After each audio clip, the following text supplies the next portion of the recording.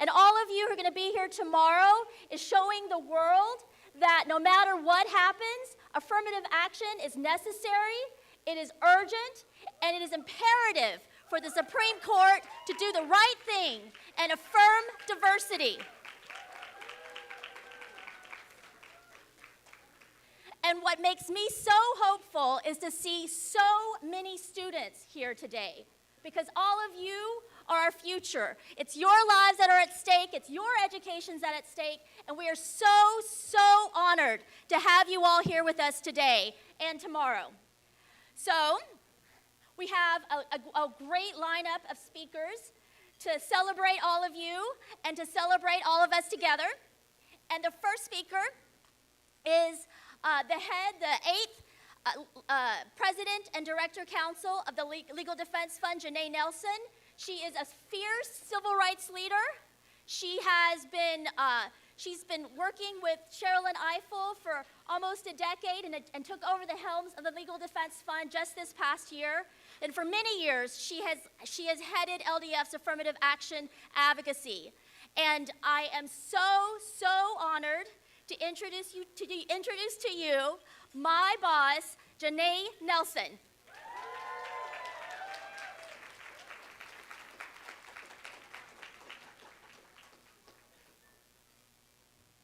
Hello and good afternoon, everybody. Wow. Oh my goodness, I wish you could see what I am looking at. This is absolutely incredible. This is what democracy looks like. This is what diversity looks like. You all look absolutely amazing. Thank you for coming. Thank you for supporting. Thank you for lending your time and energy to this all-important fight. As Jen said, and let me say thank you to Jen. Jen and the entire LDF team that helped to create this moment for us. As many of you probably know who have been in touch with them, they have worked tirelessly to pull this off, to gather all of us, to make sure that in the midst of this difficult and challenging moment, we took time to celebrate who we are, to see one another, and to make sure that we are energized for this fight. So I want to give it up to our LDF team that put it together. And also our partners in this, our partners at the Lawyers Committee, at Asian Americans Advancing Justice, at the African American Policy Forum, at Latino Justice, at all of the organizations, and I know that I can't name them all because my time will run out, but know that we are so grateful for your partnership, and we know that there's no way we can win this fight if we don't do it as a unified front. So thank you all for being partners in this. I want to just say that it is just fantastic to be part of the team representing the Harvard students that represent over 25 coalitional organizations. And we are also delighted to have students from UNC, from Yale, from Georgetown. If I don't name your school, shout it out, because we're happy to have everyone here in support of diversity. All right, yes, do it. We are here today because, as Justice Sotomayor wrote in a 2014 dissenting opinion, race matters. It matters because of persistent racial inequality in society, inequality that cannot be ignored, and that has produced stark socioeconomic disparities. And race matters for reasons that are not only skin deep, that cannot be discussed any other way, and that cannot be wished away. Race matters to a young man's view of society when he spends his teenage years watching others tense up as he passes, no matter the neighborhood where he grew up.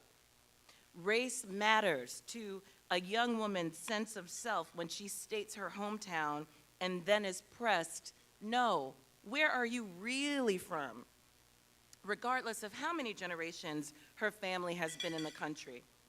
Race matters to a young person addressed by a stranger in a foreign language which he does not understand because only English was spoken at home.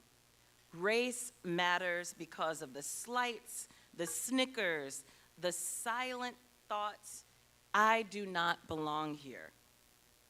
We know that we all belong here. We know that this country would not be what it is if all of us did not contribute to its richness. I have often said that our diversity is our greatest strength. Our diversity is our greatest strength in this country. And I'm not the only one saying it. If you look at the amicus briefs of heads of corporations, of scholars, of scientists, of people from every industry and walk of life in this country, you will know that they appreciate the importance of diversity, and we must insist that the Supreme Court appreciate it as well. If you just look at the composition of the court in this moment, with a Latina, with a Jewish woman, with the first black woman on the Supreme Court, Justice Ketanji Brown Jackson. And if you look at the contribution she's already made to the discourse in the court, you will know that diversity is our strength and that diversity matters. And this is a fight that we have been engaged in for a long time. I will close by reminding you of where we began. In 1954, when the Legal Defense Fund had the privilege of representing families in what would become the 5 consolidated cases that form Brown versus Board of Education, we went on a crusade to end legal apartheid in this country, to create opportunity to education for all people regardless of race.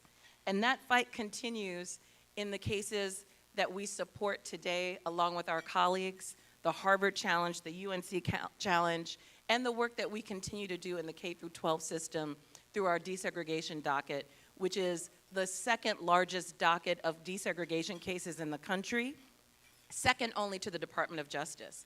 That is the fight we carry forward. That is the fight we are engaged in with all of you, and that is a fight that we are prepared to win. So thank you so much. Affirm diversity. Let me hear you say it. Affirm.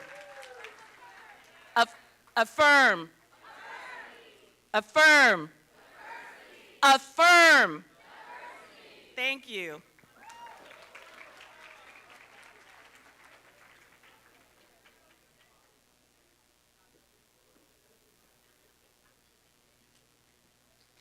Okay, can we give it up to Janae Nelson? All right, some housekeeping matters. If you want to use the free Wi-Fi, the password is GHYATT, GHYATT. And I know that there's been some new people that have come in. Please just, feel free to get closer to the stage, sit on the floor. We're all family here. Everybody should just make yourself comfortable, get some food, get a drink. We have a sign making section over here, but this is all about you and for you to feel comfortable and for you to be celebrating. So, our next speaker is Damon Hewitt. He is the President and Executive Director of the Lawyers Committee for Civil Rights Under Law.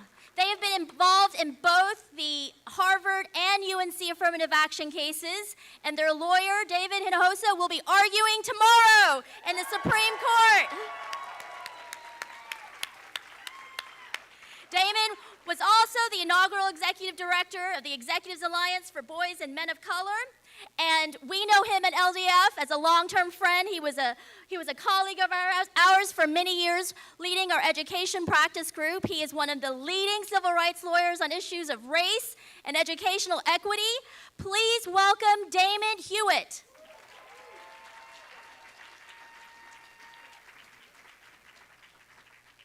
What's up?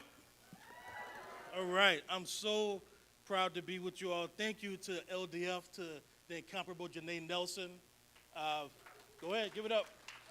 When I started at LDF, I started my legal career practicing at LDF right after the 9/11 attacks, a time when our nation was being torn apart, a time when one American was being pitted against the other. And it was only a couple years after that I had the privilege, while at LDF, of working on the Michigan affirmative action cases, Gratz and Grutter. And what I learned during that time as a baby lawyer, as they say, at the knees of people like Ted Shaw and Jackie Berry and Elaine Jones was that, just like Janae and others have said, we are better together. You see, we are. But it takes for that betterness and that togetherness to be actualized and verbalized and operationalized and acted upon, because we can't just think it as an academic thought. We can't just believe it in our hearts. We actually have to move. We have to act. We have to get to the streets. We have to get to the courts. You know, my vision of what it takes for this movement, for diversity, for civil rights, for racial justice, for equity, is that we have to be able to go everywhere. We have to go from the black tie events to the backyard barbecues, from the courtroom to the classroom, and everywhere in between. And we have to be our proud, authentic, and diverse selves and spread the message that we are America. We are what democracy looks like. Now, as others have said, we've been through these battles before. It's not the first rodeo.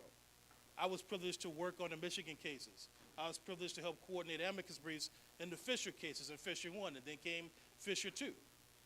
And of course, here we are again. And before that, there was Bakke and the near miss and DeFunis, for the legal scholars in the room who remember that case that never made it all the way up to the Supreme Court to be heard. And so there's some things that are the same and some things that are different. Now, one of the things that is the same is they're saying we're going to lose. They've been telling us we're going to lose every time, every time. And yes, the deck is stacked against us, but we must, my friends, believe that we are carrying. We must believe and know that we're on the right side of history. The other thing that's the same is the law is the same. The law ain't changed. The law is exactly the same. It is settled legal precedent. And we believe, despite all the analysis about the different pathways to victory or loss, what have you, that the only way this other side really thinks they can win is to convince the majority of this court to overturn settled precedent. And overturning settled precedent means also convincing them of this lie, that race doesn't matter. Now, how ironic would it be, people, that a court that has a hard time finding discrimination in voting, that has a hard time finding racial discrimination in police brutality, that has a hard time finding racial discrimination when it hurts communities of color, will somehow find discrimination now? That ain't right. That is bizarro world. Now, people may wish that race didn't matter, but the fact is that it does. It informs our lived experience. And just as Ketanji Brown Jackson said, just because race is an issue doesn't make it unconstitutional. They're trying to say that the Constitution, the Equal Protection Clause in particular, is colorblind.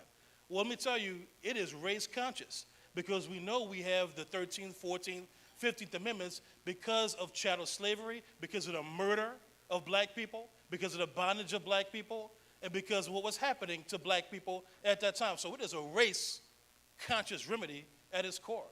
And so if it's race-conscious and if race matters in our lives, and if it's racial and ethnic and other diversity that brings us together, how can they say race doesn't matter? But you know what they're really saying, y'all? And this is part of what's different now. What's different now is they finally have the gumption to say more proudly and loudly what they hadn't before. They don't think we belong. They don't think we belong. And I know y'all are filming this, so I'm going to use this term that I use sometimes. They believe in narrow-ass notions of merit. Notions of merit that are designed to exclude you and you and you and many of us. In my law school, the person with the lowest LSAT score went on to become editor-in-chief of the Law Review. But nobody talks about that. He was white. Nobody talks about that. Nobody talks about that. There were hundreds of white students who were admitted to UNC who had test scores lower than black students. Because if you look at only a test score, which we know what that correlates to, family income, we know that these test scores underpredict our talent. So I like to talk about merit. That's nothing to be ashamed of, because we should talk about the meaning of merit, what merit means. That what I've been through and what I've been to, bring to the table matters. That's part of my merit. And it is inextricably linked to who I am. Let me tell you about something else that's different. They think they're wearing us down, but they are wrong. Because you know what's happened? You know what's happened since the last court case? Is the reemergence of movement. The movement for Black Lives Matter. My office is around the corner from Black Lives Matter Plaza, right? So keep that in mind. Keep in mind what we have built, what we've moved towards, where we've come from, and where we're headed. Because we are stronger today than we were for the last fight. And we're stronger for the last fight than we were before that. Because no matter what this court does, no matter what this court says, we're still going to be here. Our families, our communities, our friends will still be here. Our children, our grandchildren will still be here. So we have to continue to fight. And we're going to push to do the same thing that civil rights leaders did in the 1960s. Whether you believed in the tactics or not, what they introduced to us was a gift. It is moral clarity. Because you can't have strategic clarity without moral clarity. My friends, I am clear, you are clear, we are clear that we're on the right side of history, we're on the right side of the law, and we believe that no matter what this court does, we can and we will win. Thank you, everyone.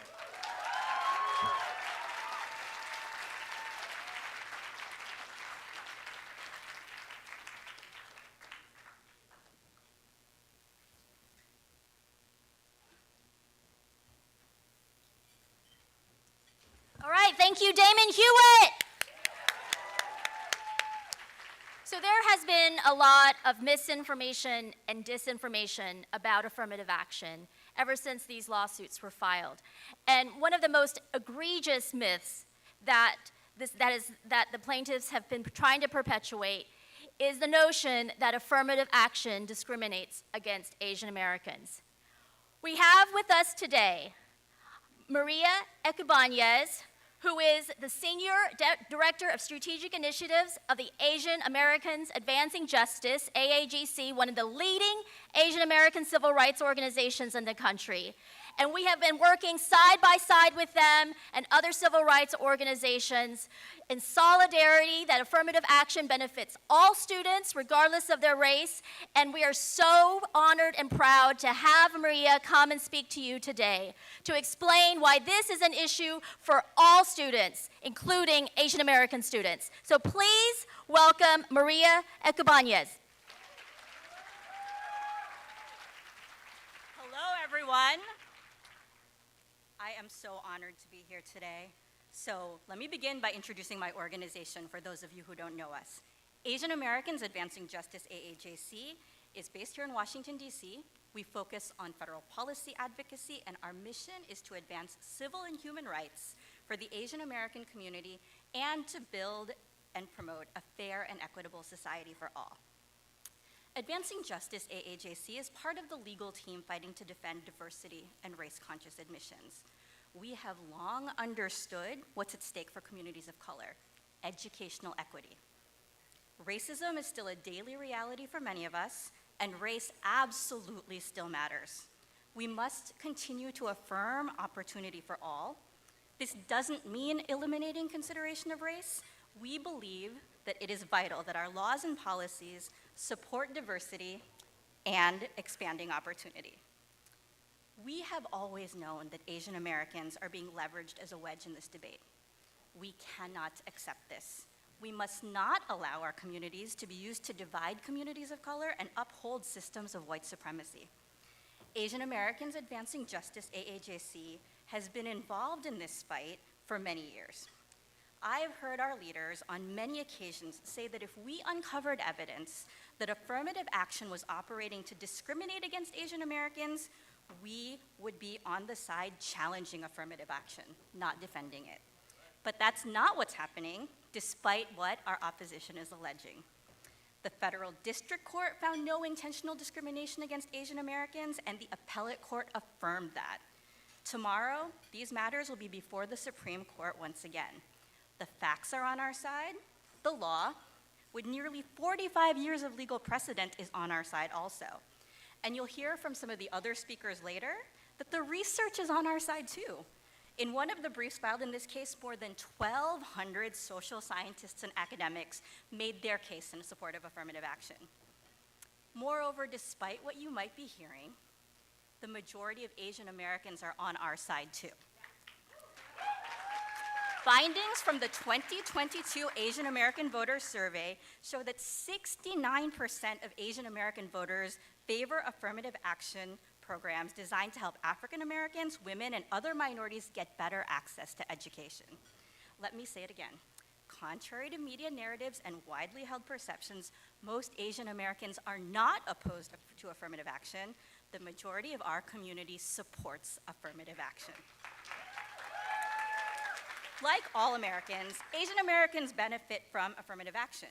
We benefit from diverse learning communities. Learning environments that are more inclusive benefit us all. Today's celebration is a celebration of diversity. I am so grateful to be in community with all of you, and I especially love seeing so many students here. This is going to seem like ancient history to the students, but it doesn't feel long ago to me that I was in your shoes. I was a student at the University of Michigan when the Grutter and Gratz cases were filed 25 years ago. I was at the Supreme Court 20 years ago when they heard arguments in those cases. I wish we weren't still here fighting these same fights, but I'm still here because we still need affirmative action. Colleges and universities have to be able to consider race in making their admissions decisions. Prohibiting race-conscious admissions means that students will not be able to bring forth their full selves or contextualize their adversities and achievements by sharing experiences that demonstrate how race and racism have impacted them. For Asian Americans, this means that we won't be able to share our narratives as immigrants and refugees. For many of us, this means we won't be able to bring up how we as children served as interpreters and cultural navigators for our parents. We won't be able to talk about our involvement in cultural organizations or faith communities that are intertwined with our racial and ethnic identities. And we won't be able to effectively communicate about our experiences with discrimination, including the anti-Asian hate and harassment that we've seen spike during this COVID-19 pandemic. Furthermore, we won't be able to talk about this important work that we are all doing, experiences like this, as part of the movement to preserve and protect civil rights for communities of color. No one should feel like they have to hide who they are or have their identities erased. Prohibiting race-conscious admissions will undo strides that communities of color have made over the years and will harm us all, especially historically marginalized and underrepresented students of color who will no longer have the opportunity to pursue their educational dreams. I have been fighting for an America that lives up to our ideals, an America that is not race blind, but an America that is inclusive and affirming of all people. We are fighting for an America where race is seen and valued, where we can bring our full selves to school, to work, to all that we do.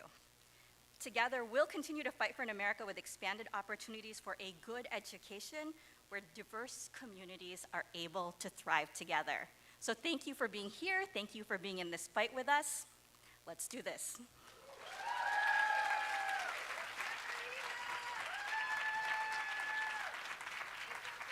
Thank you so much, Maria. So, as Maria said, one of the beautiful things about this moment is the diversity that we're celebrating that's right here in this room right now. And of course, a part of that diversity are our Latino and Latina friends. And we have with us today someone to represent Latino Justice, which is one of the leading civil rights organizations representing that important community, the 10th President and General Counsel of Latino Justice, Lourdes Rosado.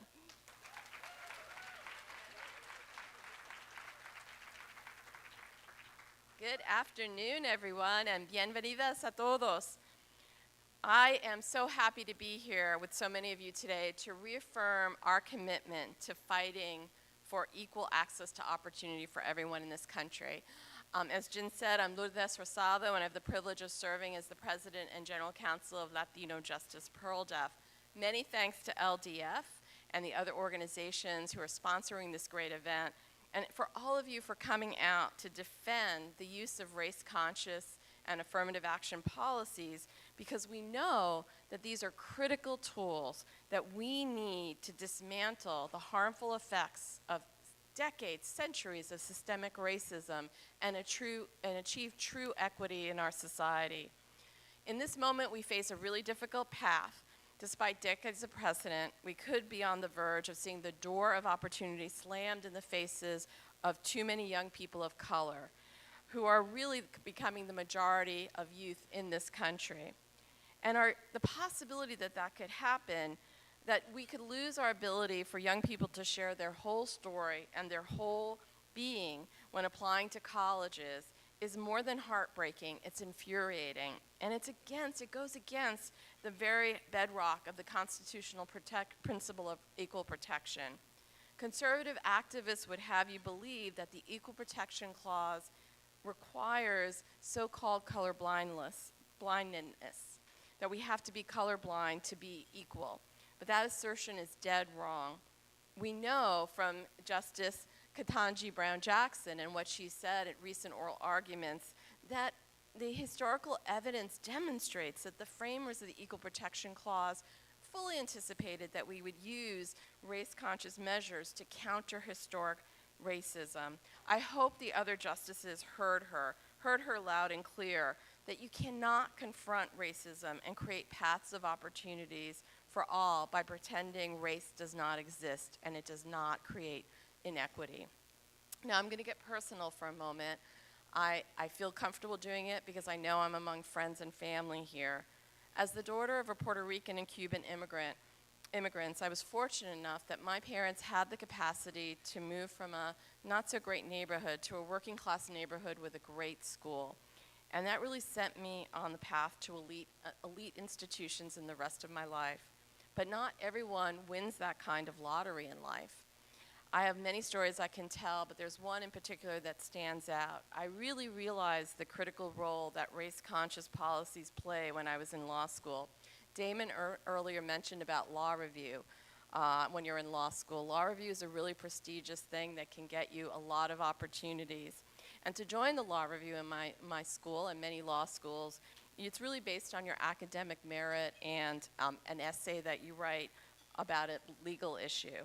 But my school reserved a few slots for students who demonstrated that their background and experience would add value to the law review.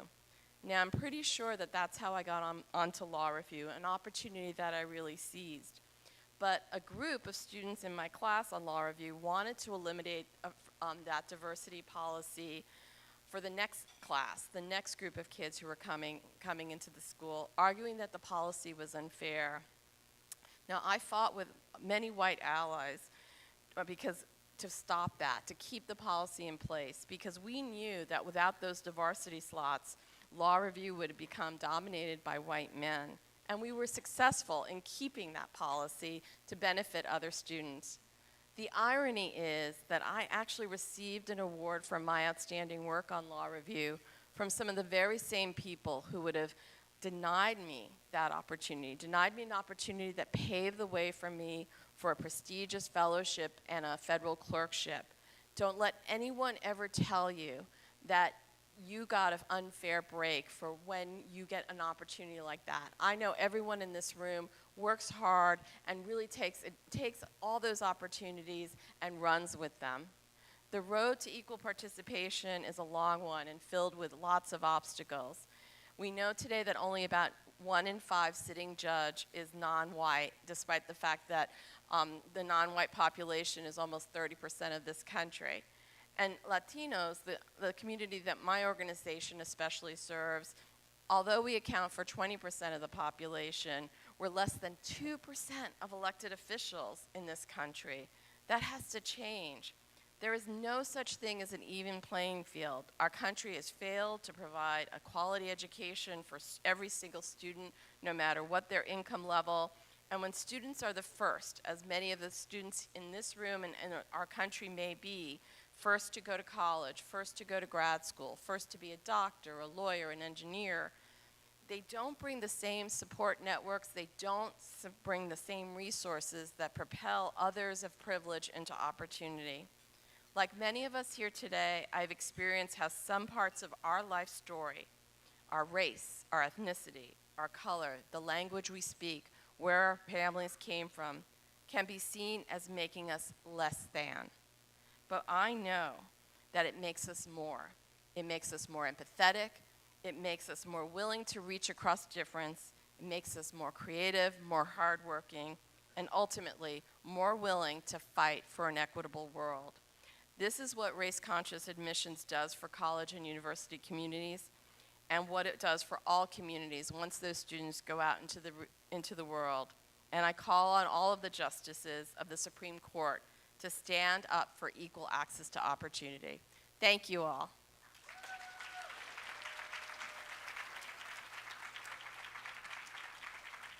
Thank you so much, Lourdes. So we are very lucky today to also have speaking a renowned scholar of race, gender, and equal citizenship. He is the author of the book, Seeing Race Again, Countering Colorblindness Across the Disciplines. He is also the co-founder of the African American Policy Forum, one of the leading advocacy organizations in this fight for affirmative action. It is my pleasure to introduce to you the Professor of American Politics and Constitutional Law at Vassar College, Professor Luke Harris.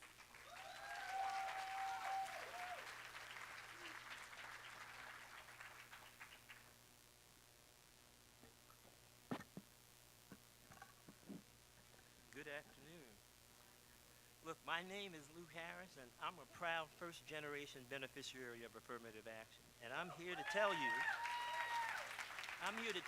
that no conception of equal protection divorced from social context can ever hope to respond to the range of concerns that created the need for race-conscious programs.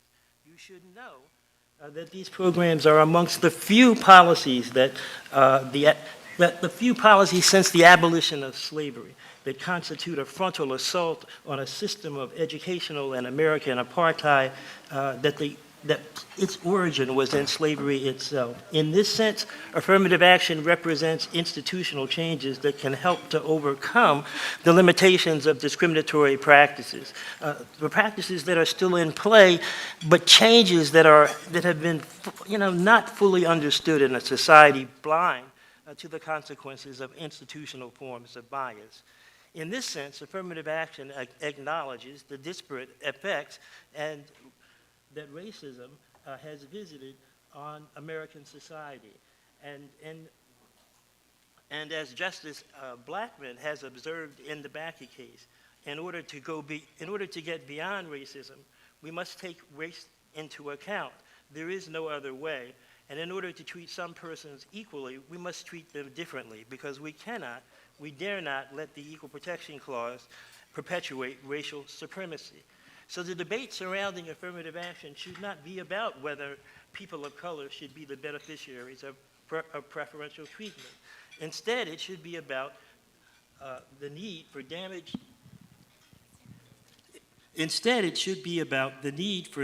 American institutions to dismantle discriminatory to dismantle discriminatory policies. Look, my ancestors dreamed of liberty, dignity, and equality, but they would see their dreams engulfed by slavery and their experiences in America a function of the nightmare of apartheid. Yet, it is in that context that the traditional admissions criteria for colleges and universities were developed, without any consideration whatsoever about how these criteria could be used to discover the intellectual and professional capabilities of the children of apartheid. They were just not designed to focus upon the promise and the gifts of the dispossessed. Race-based affirmative action responds to this reality. So there are actually more than a remedy for the racism of the past or a tool to diversify certain colleges and university campuses, because they serve to do the work of leveling the playing field, context by context, institution by institution. They actually offset the discriminatory hiring, promotion, and admissions practices that are still deeply woven into the fabric of early 21st century American life. But institutional forms of discrimination work quietly. Their effects might shout loud to people of color, but there are whispers in the ears of the white population. That said, affirmative action has made it possible for generations of people of color, the children of domestic workers like me, educators, laborers, and doctors to begin to break through the unwarranted institutional roadblocks to our participation in all segments of the American workplace. And this is for the first time in our nation's history. And why is this done? Because it matters, for instance, that the Constitution institutionalized the annihilation of indigenous communities and tolerated slavery. Because it matters that blacks were officially excluded from membership, citizenship, and personality in our political community. Look, a system of racial exclusion sanctioned by the Constitution was treated as normal for generations. Tiers of citizenship were a constitutional creation with respect to the status of people of color and whites in our society. So in this context, affirmative action policies represent nothing more than a set of countermeasures designed to offset these discriminatory policies. Affirmative action, in effect, is a response to a social context that has always been marked by pervasive inequalities, one in which many institutional criteria and practices work to impede a fair assessment of the capabilities of people of color who benefit from affirmative action. And these programs symbolize efforts to make the effects of institutional practices these policies symbolize efforts to make the efforts of institutional practices rewritten in the context of admissions officials who now consider them to be flawed. So we at the African American Policy Forum advance a vision of equal protection that does not embrace the idea that affirmative action orders preferential treatment, it creates preferential treatment to individuals damaged by racism to help them cross the word. We changed the metaphor. For us, affirmative action symbolizes the clearing away of obstacles that lie in the path of affirmative action's beneficiaries so that they can get across the road on their own. This in so doing, means that affirmative action serves both to expand our conception of what constitutes equal protection for people of color and to diminish the unwarranted overrepresentation of whites in a broad range of institutional settings across American society. So what then does affirmative action teach us? Simply put, it teaches us that to understand the present, you have to understand the past, and that actually you have to work hard, especially work hard, to dismantle the systems of institutional discrimination that continue to persist in American society.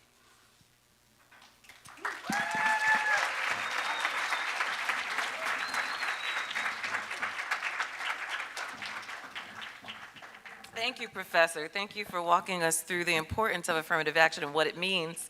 I hope you all are having a good time. Are you having a good time? I know I am. This is food for the soul.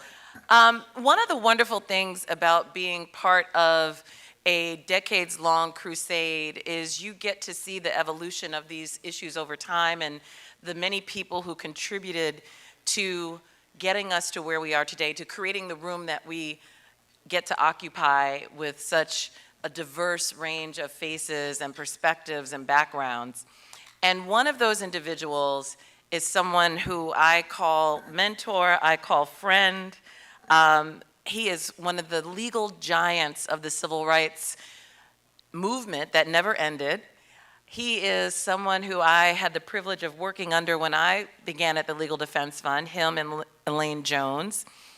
He is our 5th president and director counsel of the Legal Defense Fund, and you are in for a treat to hear his words of wisdom, to hear his experience. He's one of the people who was the lead architect of our Michigan challenges, and he has been fighting this battle for education equity, for racial justice his entire life. He is the one who taught me the term that you must have fire in the belly to do this work. And I know that's what we all have, and certainly what Ted Shaw has in spades. So please join me in giving Ted Shaw a hearty welcome to address you today. We are privileged to be in his presence.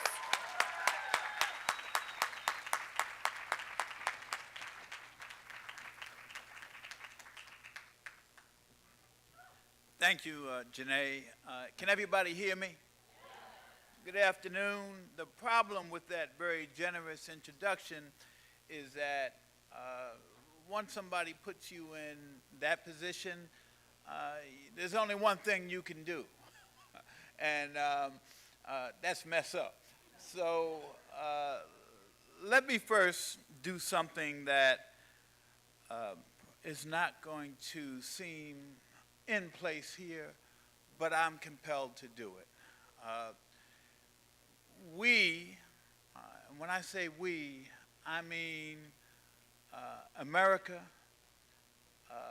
people of color, African Americans in particular, people who are justice-minded. We lost a great advocate this week, the Reverend Calvin Otis Butts III, who was the pastor of Abyssinian Baptist Church in the city of New York. I want to lift his name up, and I want to ask all of you young people who don't know who he was to get online as you do. Google him, find out about him, know about him, and remember him. The second thing I want to do is acknowledge the presence of my wife, Helona Patrick Shaw, who's standing right over here. She is a former social worker. She's a recovering lawyer. She is now a life coach, and she's the wind beneath my wings. So I wanted to introduce her. And I want to say that Janae, Damon, two lawyers I worked with for many years, they are now respectively my shero and my hero. I love them dearly for what they've been, who they've been, and who they are, and the work they're doing. I want to thank the Asian Americans for advancing justice for that powerful statement and their support of this cause. They're part of this cause. Because diversity does mean all of us, not just some of us.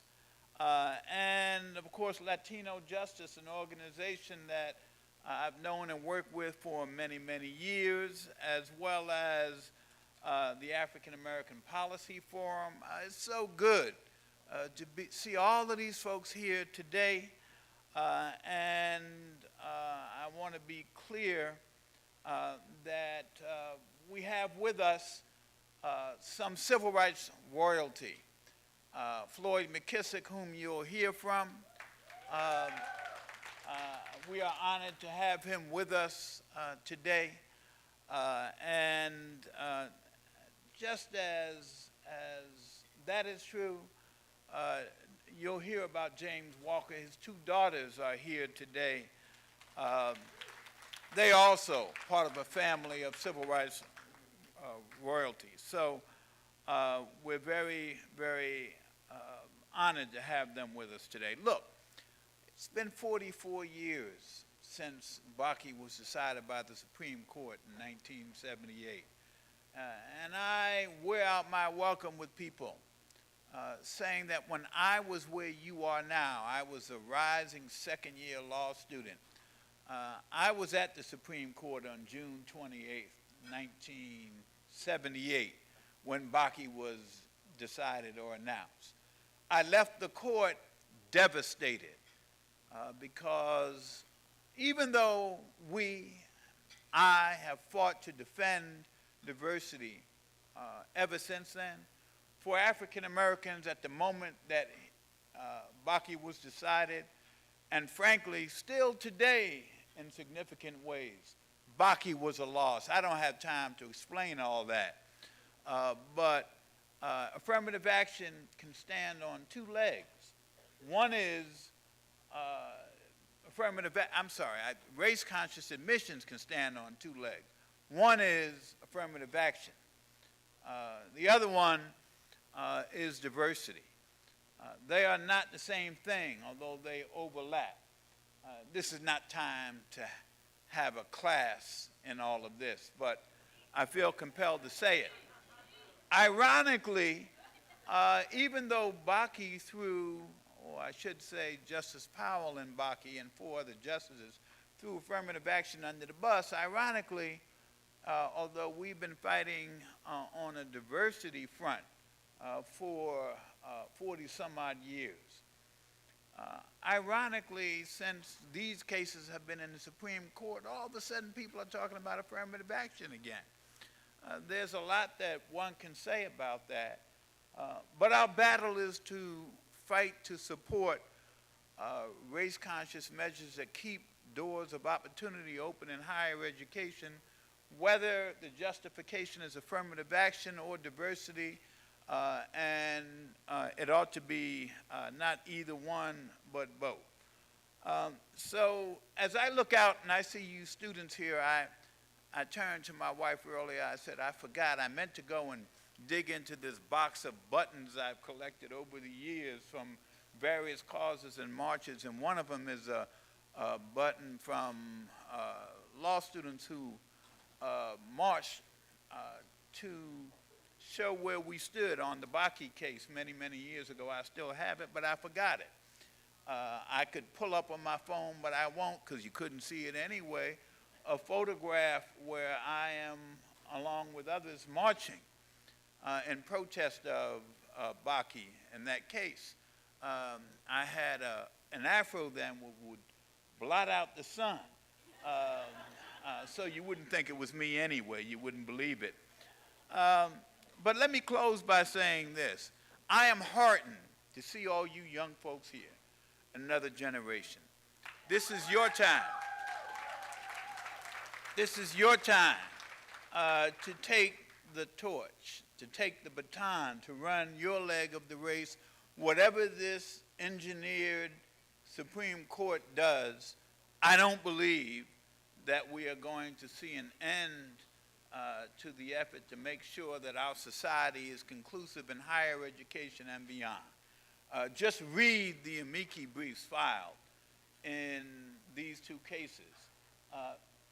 That energy, that support for an inclusive America isn't going to disappear no matter what this Supreme Court says. And I know you won't let it disappear. Diversity in some ways has eclipsed affirmative action in spite of what I said. And it is an international value now. So when I think about where we are, I think that it's important to believe in our hearts in this struggle for an inclusive America. Race has never been the problem in this country. Racism has been the problem in this country. That's the battle. It's against racism, not mere race consciousness. So diversity is at the heart of the struggle for an inclusive America, to define America. It's at the heart and soul of America. You all know we are locked into a battle to define what this country is and who we are. This is a patriotic cause. You are patriots when you fight this battle. I often say, unlike right-wing conservatives who think that they own patriotism, I believe that we are patriots. I love this country, but I love it more for what it aspires to be than what it's been. And that work to make America what it claims to be and it aspires to be is undone. And this is at the heart of that battle. So God bless you and thank you.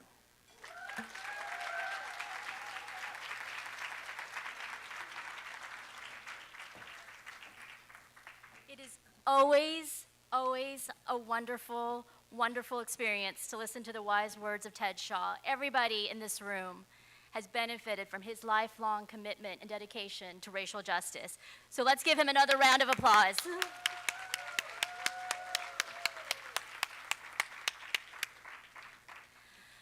So next, we have a wonderful, wonderful treat in store for you. And it's so wonderful that I'm going to have two of my colleagues at LDF, Amber Kuntz and Alexis Johnson, introduce our next speakers.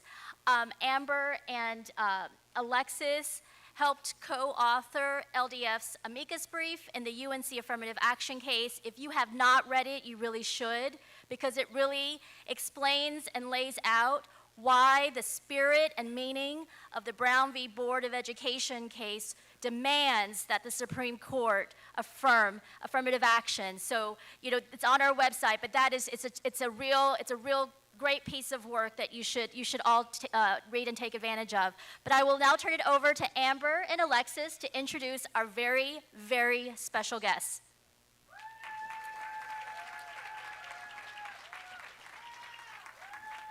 Good afternoon, everyone. My name is Amber Kuntz. And I'm Alexis Johnson. And go ahead. Chartered in 1789, UNC is the nation's oldest public university. However, it was not until 1951, over 160 years after its founding, that UNC admitted its first black students. And even then, UNC only did so in response to a federal court order. Prior to that 1951 order, UNC kept its doors shut to black Americans on the basis of their race. UNC continued to exclude black Americans even after the Supreme Court ruled in 1938 that black students had to have substantially equal law school facilities as white students or else be integrated into the white law school. Rather than admitting black students into UNC law, North Carolina opened a law school at the North Carolina College for Negroes. But the state left this law school under-resourced. It only had 7 professors, only a few courses, it didn't have a law review, and the library only consisted of 2 rooms with a few books stacked on the floor. In 1949, LDF's founder and first director counsel, Thurgood Marshall, filed a lawsuit on behalf of several black aspiring law students who sought to desegregate the law school of the University of North Carolina. The lawsuit filed on behalf of those students came to be known as McKissick v. Carmichael. It was one of the lawsuits that laid the groundwork for Brown v. Board of Education. In 1951, the United States Court of Appeals for the Fourth Circuit made a legal finding that the law school at the North Carolina College for Negroes was inferior to UNC's law school. The Supreme Court declined to hear the case, leaving the Fourth Circuit's decision in place. As a result, UNC was finally forced to admit black students. Floyd McKissick Sr. and James Walker Jr., 2 of the plaintiffs of the lawsuit, became some of the first black students to attend law school at UNC. Both went on to become civil rights lawyers and worked closely with LDF to open many opportunities for others. Floyd McKissick Sr. went on to represent the first black undergraduates to integrate UNC College, and he led the Congress for Racial Equity. And James Walker Jr., just 7 years after graduating from UNC School of Law, took a voting rights case all the way up to the Supreme Court. And as a graduate of UNC myself, I owe a great debt of gratitude to both of these exceptional men. Floyd McKissick Sr. and James Walker Jr. exemplify the bravery and integrity of LDF's clients, who, like many of you here today, have taken the lead in advancing solutions that improve conditions for everyone. We are honored to be joined today by Floyd McKissick Sr.'s son, Floyd McKissick Jr., and James Walker Jr.'s daughters, Patricia Humans and Lavon Hicks. Give it up.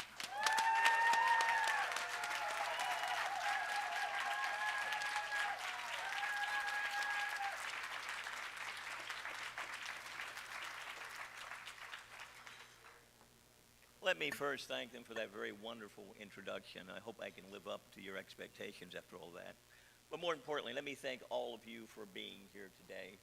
And I really think it's important that we sit back and think about the Legal Defense Fund, because we owe them all a debt of gratitude for the work that they've done over the decades to champion these issues, because if it wasn't for the Legal Defense Fund, the milestones which have been reached, the accomplishments which have occurred, would probably never have happened. So let's give a round of applause for the Legal Defense Fund.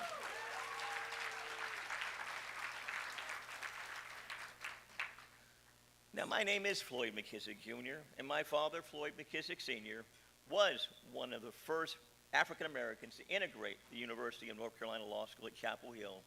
I'm honored to stand with you today in celebration of racial diversity and defend affirmative action and equal access to education in the United States. I am a proud beneficiary of affirmative action. My life uniquely embodies the Supreme Court's diversity cases from Brown versus Board of Education until now. As a child, I integrated my elementary school in North Carolina. I went on to receive admission and to obtain degrees from both UNC and Harvard University through race-conscious admission programs.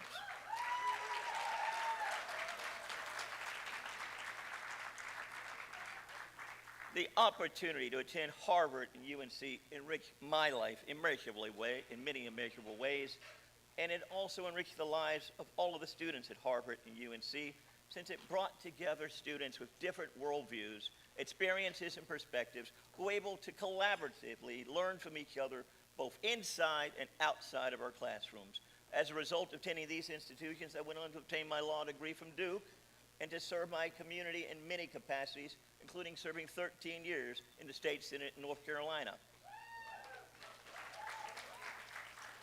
We want to ensure that future generations of students will also have an equal opportunity to attend these institutions and to have their full potential realized. Diversity is significant.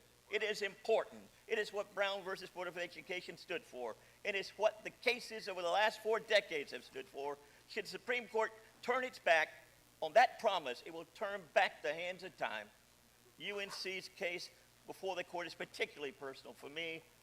Black North Carolinians fought hard to desegregate the University of North Carolina. Though UNC is the nation's oldest public university, founded in 1789, it remained segregated until 1951, when my father, represented by Thurgood Marshall, was the named plaintiff in that lawsuit, McKissick versus Carmichael, that successfully resulted in him being admitted into that law school.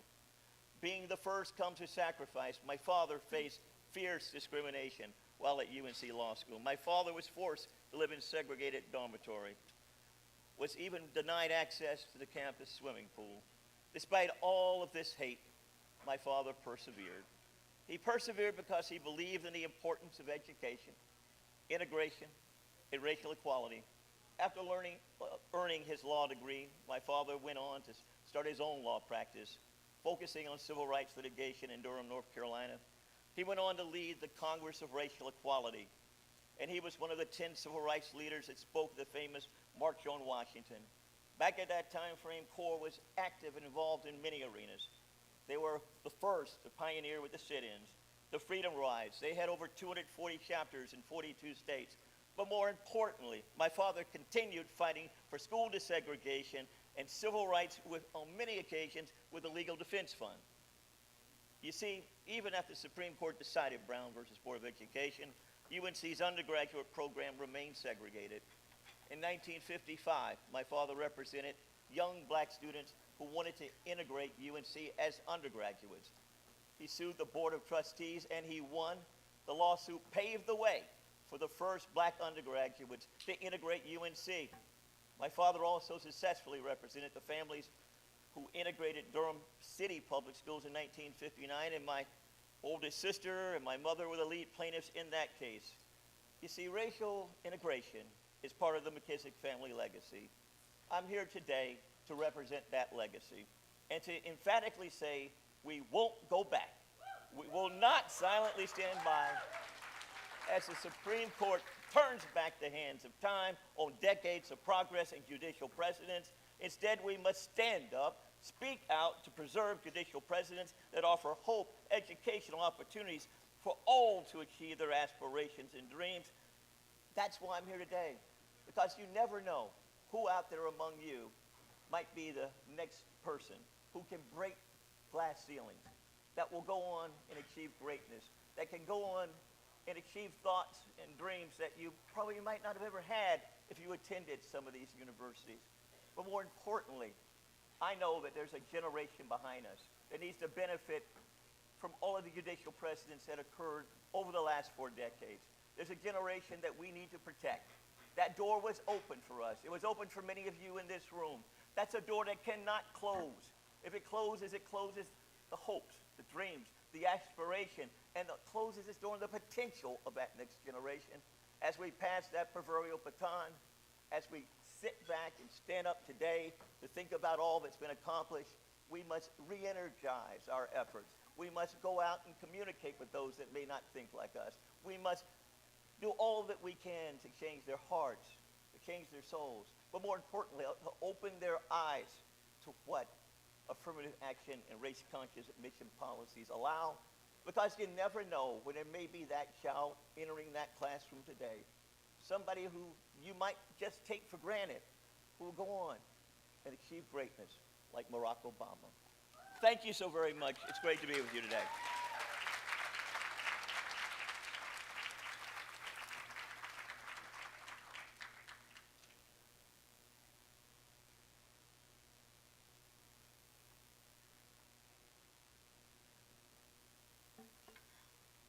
Good afternoon. I'm trying very hard not to tear up, and seriously, and that's because listening to Attorney McKissick and knowing the history that our dad, who you will find out who he is in just a few moments, looking at you, you are the result of affirmative action.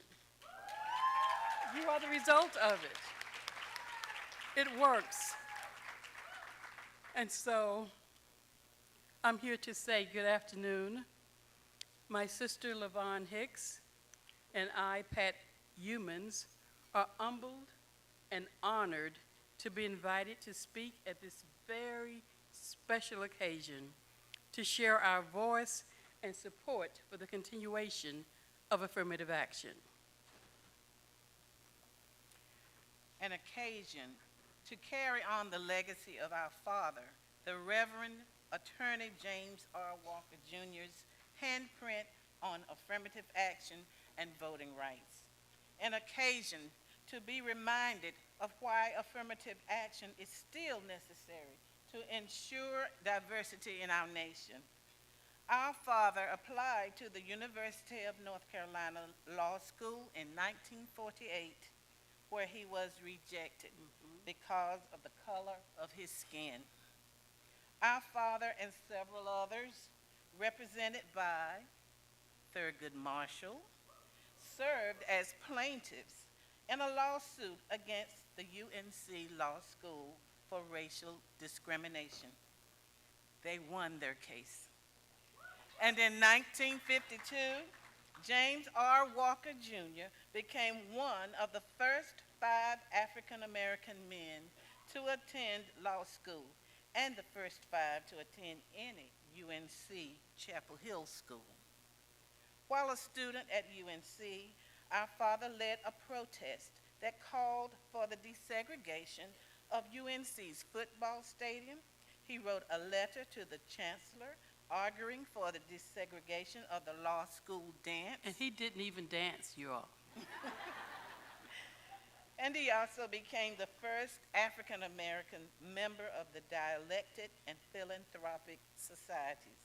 So much progress has been made to diversify UNC's student body since our father made his sacrifice, and we are here to say that we won't go back.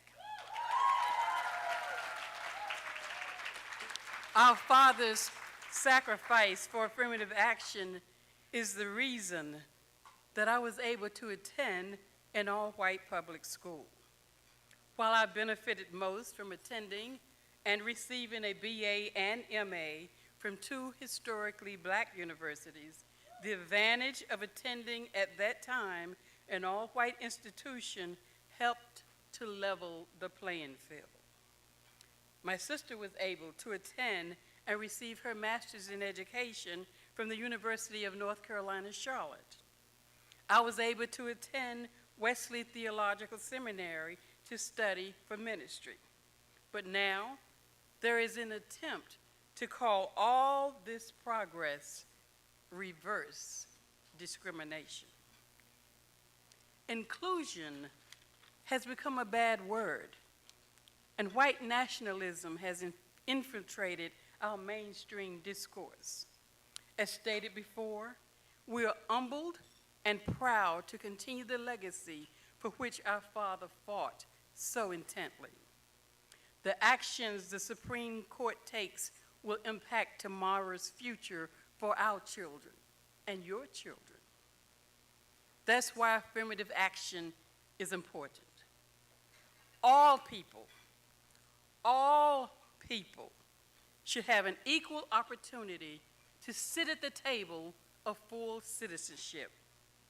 That seat holds the right to vote. That seat holds the right to an equal and fair education. That seat holds the opportunity to be an elected official. To have a seat at the table, the Supreme Court must acknowledge recent attacks on affirmative action in higher education is just one piece of a broader crusade against civil rights and multiracial democracy. It must be protected by the Supreme Court as it has been for more than 40 years. Since passage of the Civil Rights Act of 1964, there have been repeated attempts by those who oppose the progress of people of color to challenge affirmative actions policies in courts, in legislatures, and via ballot initiatives. We won't let them succeed. We won't do it. We stand here today because we are no strangers to the Supreme Court. In 1959, our father took one of his cases challenging the constitutionality of a literacy test to vote in North Carolina all the way to the United States Supreme Court right here in the nation's capital. So we stand here today again in the court's shadow to celebrate the progress and diversity that has been made since our fathers, the McKissicks, and the three other gentlemen, and to declare that we won't go back.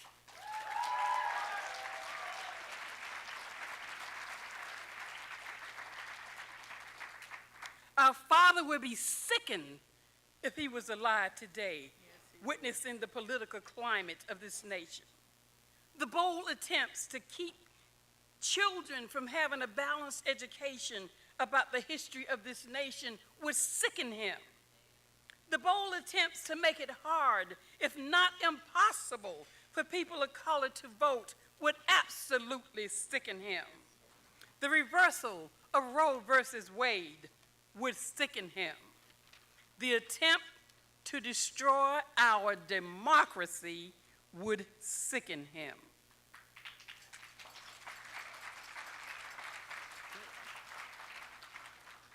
Reverend Attorney James R. Walker Jr. would orchestrate an immediate call to action. So in his absence, we support this call to action to protect diversity and inclusion for all people, especially those who are marginalized, ignored, and are not afforded an equal opportunity. Affirmative action works. We are here because of it. Let's protect our future. Let's protect our democracy.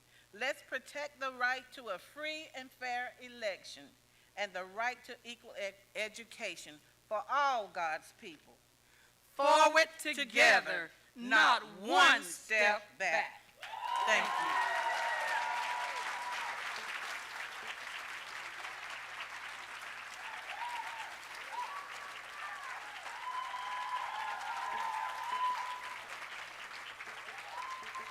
I told you that was going to be a treat.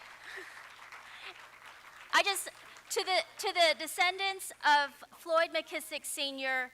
and James Walker, I just want to express our heartfelt gratitude for you all to travel all this way and to share those important words and your memories about your fathers. And, everybody in this room honors their memory and their bravery all those decades ago. And we want you all to know that everyone in this room is continuing their fight that they had started with such bravery and such terrible circumstances. Now, we're going to take a short break. Use this time to get some more food, relax, listen to our incredible DJ, Tiara Lanise. Let's give her a round of applause. And then in about 15 minutes, we will begin our second set of speakers. But thank you all.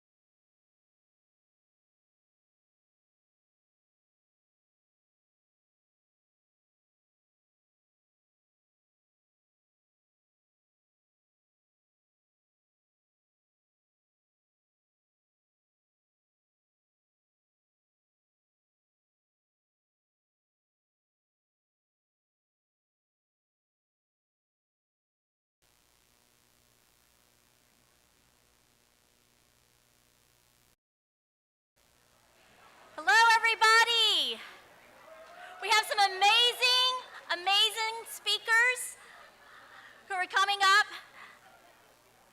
So first, I'd like to introduce Quinn Din, the Executive Director of the Southeast Asian Resource Action Center. One of the issues that have come up in these affirmative action cases is the treatment of the Asian American community as a monolith. But Asian Americans are as diverse as any community, including the specific interests of Southeast Asians. So we are so honored to have Quinn Din come and speak on behalf of that community and the amazing work that her civil rights organization is doing.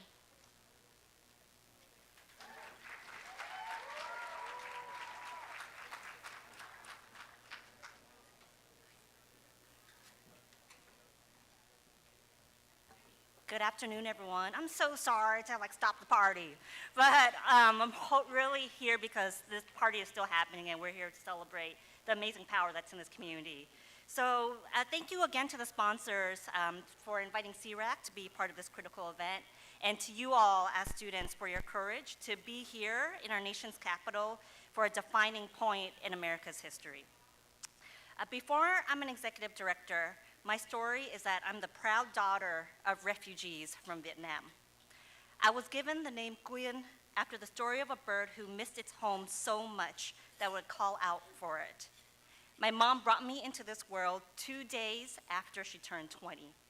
She blessed me with this name, missing the faces of her parents who she left at the age of 16, risking her life, not knowing if she would live or die, so that today I could be free.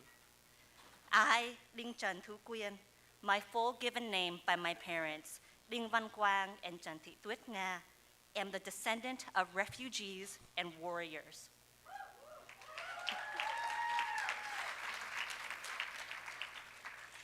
To have a place to call home for me has been a lifelong journey and my why. To claim that this is exactly where I am meant to be, that this is home, that I will fight for, that I will build, and that I'll protect a different America, my America. And today, that's why we're all here, to fight for our America, a country that believes in the same dreams that my parents did, for me to be educated, rather than have my education be disrupted like theirs by a war and country that denied them the freedom to learn. For my parents, education would allow me to dream, to live fully, and to have a life they never dreamt possible. Today, I am so blessed to be part of continuing their fight for freedom as the first in my family to graduate with a college degree. Make some noise if you're a first-generation student. Yes. Because I, like many of you and Americans across this country, benefited from policies that saw I was more than a number. I scored so low on my SATs, predictably though, not even reaching 1,000 when it was scored out of 1,600. And just based off of my SATs and GPA alone, I would have never been accepted to the school of my dreams, UC Berkeley.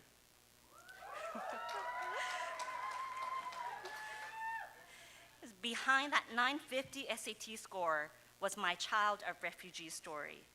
Born and raised in low-income neighborhoods my entire life, an English language learner with memories of my first day of kindergarten, not understanding anything coming out of anyone's mouth, a proud daughter of a single dad, a byproduct of a beautiful but under-resourced K-12 education system, attending a high school that was rich in diversity with Latinx, Black, and Asian American students, but that consistently had the second lowest academic performance scores in our school district.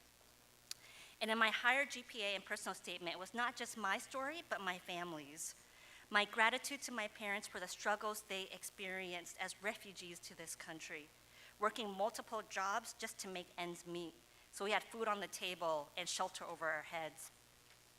My resilience to navigate myself through school, translating at parent-teacher conferences, driving myself to take the SATs, filling out my own FAFSA, and only then finding out just how poor we were when I saw my dad's tax return.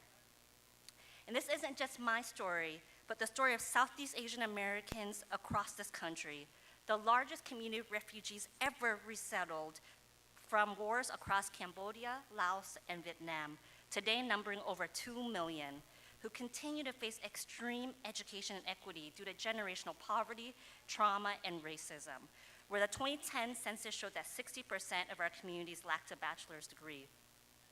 I consider myself to be part of the lucky few, the minority who made it in my community. But my story should not be the minority, but the norm. Today, in our nation's capital, we're standing up and fighting for an America that is defending diversity in college admissions through race-conscious policies like affirmative action, so that my story is the norm.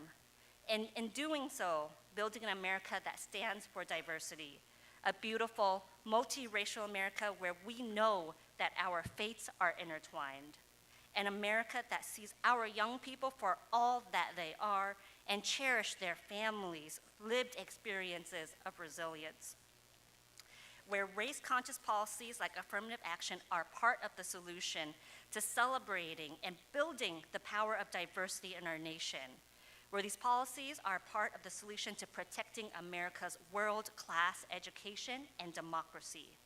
An America that produced me and all of you. An America that produced me, a proud daughter of Vietnamese refugees who graduated from one of the best institutions in the world against all odds. An America where we all belong and are proud to call home. Thank you so much.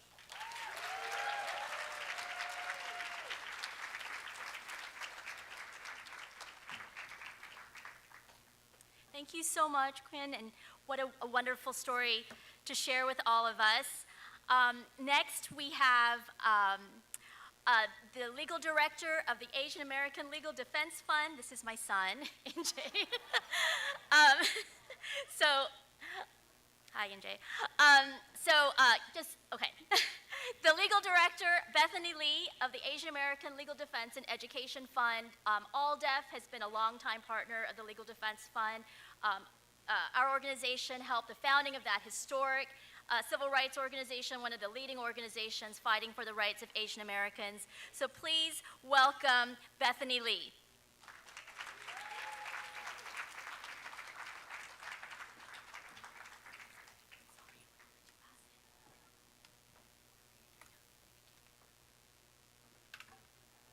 Hi, everyone. Thank you so much for being here today, and thank you so much for having ALDEF here today. I gotta tell you that I really needed to be among this crowd today. I needed to feel your energy, I need to feel your community, and I'm gonna tell you why. I'm sure many of you are on social media. I'm a little embarrassed to tell you that I only recently started tweeting. And so I've gotten kind of excited when I see notifications and heart icons. And so when we started posting about affirmative action, race-conscious admissions in the last several days, when I logged onto my Twitter and checked it out last night, I saw a lot of hearts. And so I was curious about what was happening, because from my 21 followers, I didn't think I should really get the number of hearts that I was seeing. And what I realized is that it was not love that I was seeing. I was seeing accusations of us discriminating against Asians because of our support for race-conscious admissions. It was hate that I was seeing. And it scared me, it angered me, because I realized it's the same kind of hate that's been directed at Asian Americans since we stepped foot into this country. It's the same hate that Chinese people faced when white mobs drove them out of the communities that they were living in and forced them to form Chinatowns in order to survive and for protection. It's the same hate that Muslims and South Asians faced in the wake of 9/11. It's the same hate that we've witnessed leading to spikes in anti-Asian violence and deaths as the pandemic stretches on. It's the same hate that I saw on the street just now coming into this hotel when someone told me to get the fuck out of this country. It's also the same hate that we know that other communities of color face, whether it's police violence or crumbling infrastructure in under-resourced communities. And we experience this hate because we, along with other communities of color, are asserting our right to belong here in this country. And it doesn't come as a surprise that even the slightest challenge to white supremacy in the form of affirmative action and race-conscious policies would provoke this type of rebuke. Because to uphold white supremacy, it's beneficial to say that Asian Americans are the model minority. They tell these lies because we dare to consider the effects of race and the effects of racism in our communities, but not only in our communities, but for Black people, Indigenous people, and Latinx people.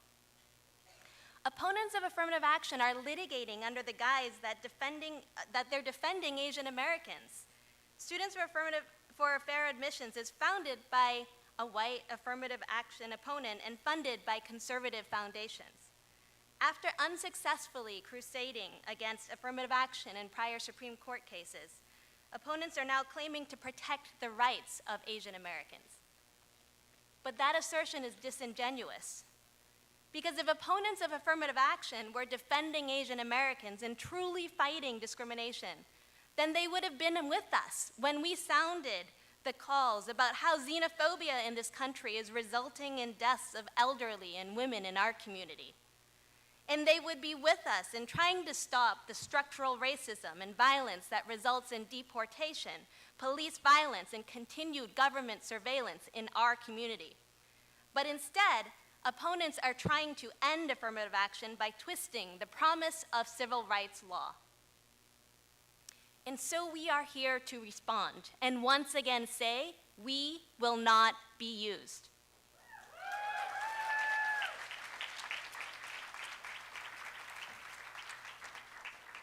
No matter the outcome of tomorrow's hearings, we should be asking and demanding that our institutions respond to this moment with more than just race-conscious admissions to fulfill the promise of racial equity and equality. Affirmative action is just one tool in racial equity. Race-conscious admissions has helped our community and other communities of color access spaces and occupy seats of power that would have otherwise been closed to us. The Supreme Court has ruled time and time and time again that race-conscious admissions doesn't mean colorblindness. In fact, colorblindness makes us invisible in this country. And it's this fight for racial equity and resistance to white supremacy that we need to make sure people see. Because we live in neighborhoods with other communities of color where we see cross-racial resistance and solidarity every single day. When we push for language access in public schools and fight against discrimination and bullying for Asian American children, let's also show how we're fighting for equity and equality for all communities of color. When we fight against the school to prison to deportation pipeline and its impacts on the Vietnamese, Cambodian, and Laotian communities, I hope everyone sees the relationships with other communities of color to resist the state violence that targets our communities. And when we fight for wages, stolen from Nepali, Indian, Bangladeshi, Filipino, Korean, Chinese, only to name a few of the groups in our incredibly diverse community, we are demanding justice for all low-wage workers. These are the stories that we need to tell.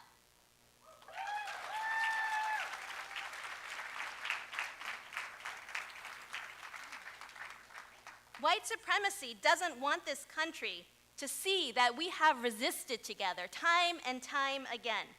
And to see the peace and the equity and the justice in this world that we want to see, we are going to stand together in this fight visibly, in the courts, in our legislatures, and marching on the streets. Thank you so much.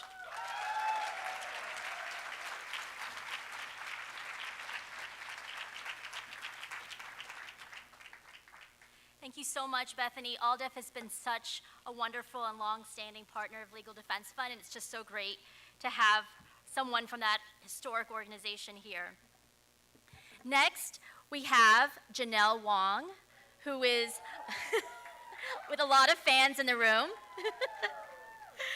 She's a professor of American Studies at the University of Maryland, and she helped coordinate an amicus brief submitted by over 1,200 social scientists and academics explaining to the Supreme Court how important racial diversity and affirmative action is for higher education. So it is just a great pleasure to introduce to you Janelle Wong.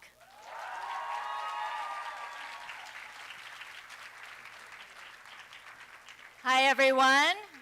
I'm Janelle Wong. I'm a social scientist at the University of Maryland. I'm here with a large group of student researchers. And I'm here with the University of Maryland Asian American Student Union, who support affirmative action. So I can tell you what the research says. The research says that Asian Americans and all students benefit from diverse classrooms in terms of their learning outcomes, that affirmative action helps the most marginalized in the Asian American community, and that public opinion shows that 2/3 of Asian Americans support affirmative action. We know this, and SFFA knows this, and they are still moving ahead with this case. But I'm here because, not because of what the research says, but because affirmative action is good for Asian Americans because it's the right thing to do. It's the right thing to do. Thank you.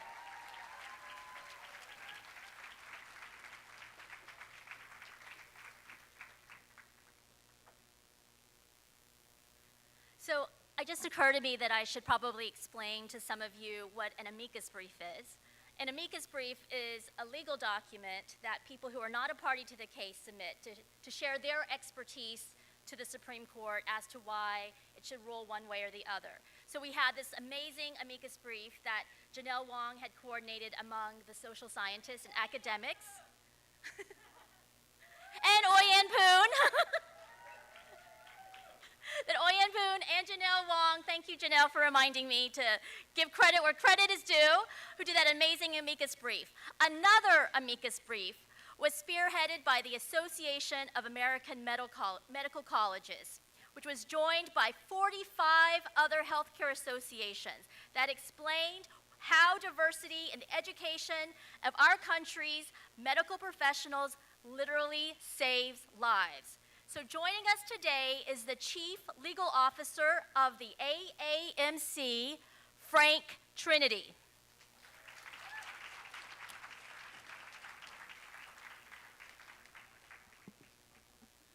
Thank you for inviting the AAMC to be here with you. It's really an honor. My name is Frank Trinity. I'm Chief Legal Officer, and I'm here to explain why we submitted a brief, why America's medical schools and teaching hospitals submitted a brief in support of UNC and Harvard.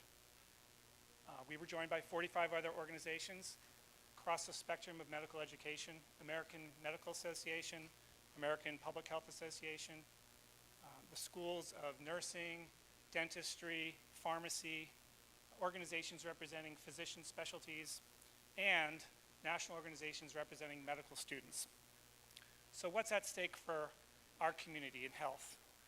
If Grutter is overturned, we expect there will be a significant and immediate drop in enrollment of medical students from racial and ethnic minority groups. And ultimately, as I'll explain, this is going to hurt the country's health overall. So what's the connection between a diverse healthcare workforce and health? So we have long-standing health inequities in this country. A black mother is 3 times more likely to die from childbirth-related complications than a white mother. A black man is twice as likely to die from prostate cancer as a white man. Black Americans and Hispanic Americans are twice as likely than white Americans to be hospitalized or die from COVID-19. And there are graver outcomes for Native Americans and Alaska Natives from COVID-19. These health inequities are unacceptable, and our country is relying on our medical schools and our healthcare workforce to eliminate these disparities. Medical schools need a diverse student body because that's how you have peer-to-peer learning in the classroom and the lab. Our country needs a diverse healthcare workforce because evidence shows that that's how you can have better health outcomes across the country. In the lead up to oral argument, some have suggested a false choice between merit and diversity. So in our amicus brief, we explained to the court that medical schools don't just look for high MCAT scores and high GPAs. They're also looking for personal qualities like empathy, the ability to listen, leadership potential, the ability to communicate effectively with patients and other members of a care team that might be from a different background. Our brief also urges the court to allow applicants to medical school to talk about these personal qualities, for example, in their essays. That's what holistic review is all about. It's about the lived experience of applicants. Schools should be allowed to continue to consider the whole self of applicants. If we ban race-conscious admissions, that would have a disproportionate effect on applicants whose race and ethnicity are a core part of their identity and experience. And it would make a mockery of the Equal Protection Clause, which at its passage supported a race-conscious approach to moving the country forward. This is explained very well in the Legal Defense Fund amicus brief. We also explained to the court that currently in 2022, we have groups that are well underrepresented in the healthcare workforce. This includes Blacks, Hispanics, Native Americans, and Asian American subgroups. In particular, the percentage of Black male medical students was 3.1% when Bakke was decided in 1978, 3.1%. In 2019, the percentage of Black male medical students was 2.9%, 2019. So over a 40-year period, the percentage of Black male medical students has stagnated at 3%. Given these facts and the persistent inequities in housing, education, and health, race-conscious admissions should remain available to medical schools as they try to achieve their individual missions. So to sum up, our amicus brief reflects the consensus view of the nation's medical education leadership that it would be a grave mistake to overrule Grutter, and that undoing this long-standing precedent would jeopardize the health of all Americans. However the court rules, because a diverse healthcare workforce is needed for the health of all, and because we have an ethical duty to do right by patients, we will maintain our collective resolve to focus on diversity regardless of the outcome. Thank you.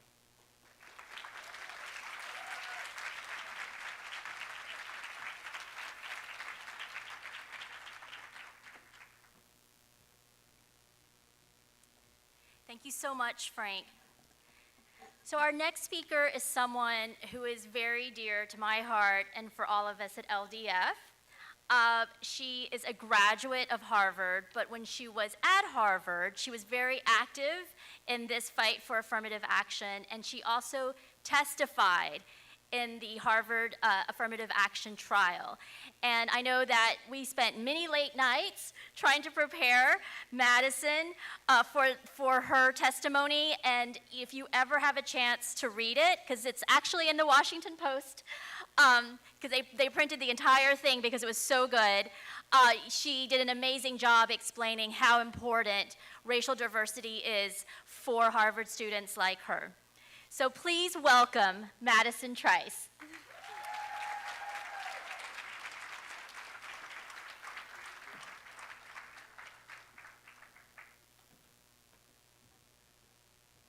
Sorry. That was such a kind introduction. I'm going to do my best to live up to it. Thank you all so much for coming from all over to be here. I'm really stunned by all of the incredible work and energy in this room and the talent, and it just means a lot to me to see you all. The first thing that I would like to say is something that is pretty obvious and something that I've said before in a variety of different ways, which is that with holistic admissions, I am able to be seen. The converse of that is that without holistic admissions, I am rendered invisible. There is no story of mine that is complete without me being able to talk about my identity as a Black woman. Without holistic admissions, I would have had the duty of writing important parts of myself out of my own story. Without holistic admissions, there is a good chance that there wouldn't have been a me at Harvard. There is no explaining the opportunities that I was denied, the racial groups that I took part in. There is no journey to self-discovery and self-love as a Black woman who was bullied and ostracized for being who she was without acknowledging my race. The parts of me that are most compelling are erased without holistic admissions. I would argue that the parts of our student body that are most compelling are erased without holistic admissions. I had a conversation with Harvard College's dean while I was in my senior year. I was doing some racial advocacy, which is kind of my thing. And it ended with him telling me that Harvard was made better by the presence of students like me, and that for the years when it didn't admit those students, it was Harvard's loss. Harvard was worse for it. Harvard is so clearly bettered and strengthened by the presence of diversity. I want my Harvard to remain what it was for me, a place where I could exist in the authenticity and fullness of my story and watch as it intertwined with the stories around me that were very different from my own. With holistic admissions, we are seen. Holistic admissions means that there is space for me in my diverse friend groups and all of the incredible stories that I encountered on campus. And whether the outcome of this case is favorable or not, I have hope.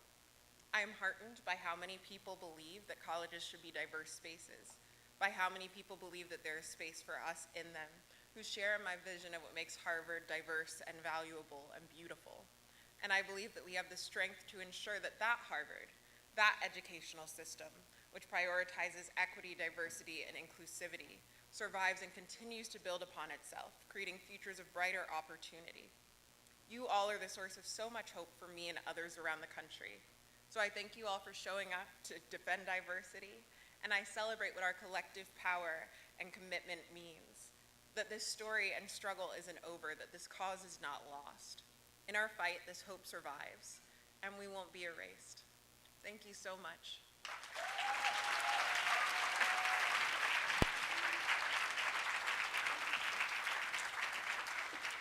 Now you know why we all love her so much. Our next speaker also testified at the Harvard Affirmative Action Trial, and she was a fierce activist on campus during her time at Harvard. And not only that, she has now, since graduating, has gone on with her activism, and she is currently the Education Equity Program Manager for Chinese for Affirmative Action, continuing the amazing work that she had been doing while a college student. Please welcome Sally Chen.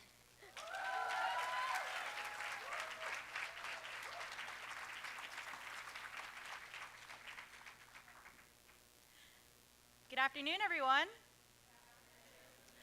I will say, this is not part of my script, that I was a little nervous in terms of being able to cover everything that I wanted to say in the 5 minutes that I have, but I realized throughout this morning till now, and this part of hearing so many different students and activists speak, that I don't have to say it all. And I will say that feeling, not having to represent every perspective, being maybe the only student of color speaking, only person of color speaking, has been really important all throughout. So I'm really glad to have a little bit of that pressure off, because we've heard so many different perspectives across the board from students, advocates, et cetera. So I'm just gonna say a small piece of it, and I'm glad to be able to share. But my name is Sally Chen, and it's my pleasure to be here with you all today celebrating the best part of our society, the diversity of our experiences, and being one small part of that. I'm the daughter of working class Chinese immigrants that speak very little English.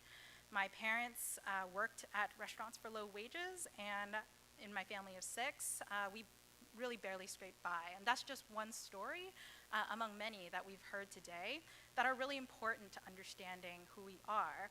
When I moved across the country to attend Harvard and to pursue one of the best educations that the world has to offer, I was really grateful for that opportunity, but it was also really hard, not just educationally, although that's certainly true, and all the students here, thank you for making the time. You all know it's really hard, but it was really difficult to actually find that sense of belonging. And it wasn't until I started organizing on campus on issues of racial justice, like ethnic studies, so shout out to all the folks who are still fighting that fight, that I started to feel like I actually belonged. And when we stand up for affirmative action, we're standing up for racial justice. We're living in an increasingly polarized world. Affirmative action broadens perspectives in a way that's critical for all of us to understand each other and build towards meaningful change.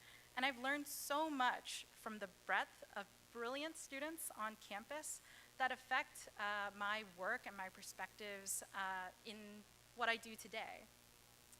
I work in San Francisco now advocating on immigrant rights issues, but I cut my teeth on immigrant rights policies and analyses in college, both in the classroom and on campus with students from a wide range of backgrounds.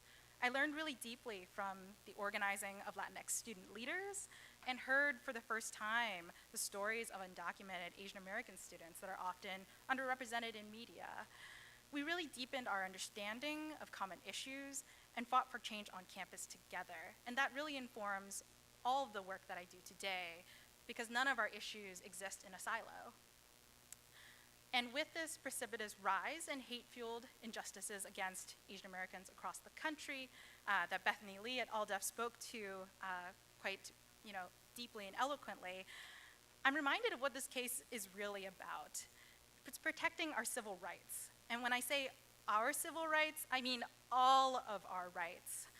Nearly 70% of Asian Americans support race-conscious policies because despite what the other side wants the public to believe, Asian Americans need affirmative action, and we are standing together with the Black, Latinx, Native American communities, and I'm really proud to be up here today to stand with all of us together and to join on the steps of the Supreme Court tomorrow. So I'm very much looking forward to seeing everyone out there. And ultimately, I want to just reiterate that this case does not represent our values, and it certainly does not represent our needs. In our pursuit of a more just nation, we need affirmative action to help remedy the decades-long inequities that leave students of color excluded from opportunities that are granted to their more privileged counterparts. I'm committed to helping those future students because we all deserve the opportunity to own and share our stories.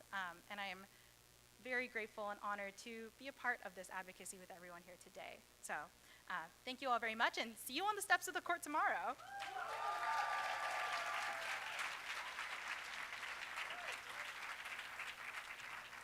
So proud of Sally and what she's doing right now, what she did when she was a college student, and what she's continuing to do in her activism right now. So our next speaker was also a client of the Legal Defense Fund, also spent many late nights with us preparing for her testimony at the Harvard Affirmative Action trial.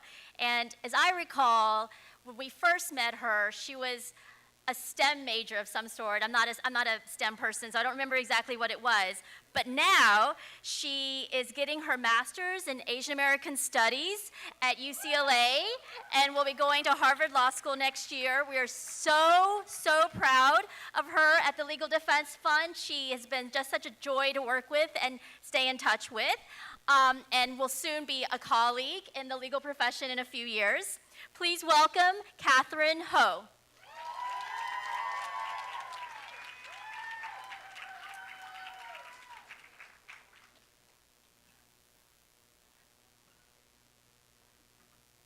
Thank you so much for that kind introduction. And thank you all for your presence today. Yeah, give it up for you all. As Jen said, when I testified in 2018, I was only a sophomore at Harvard, and I didn't have any ethnic studies background, so I didn't have the language and the frameworks of racial capitalism or racial triangulation to explain why I was so deeply upset and angered by the attempt to dismantle affirmative action in the name of Asian Americans.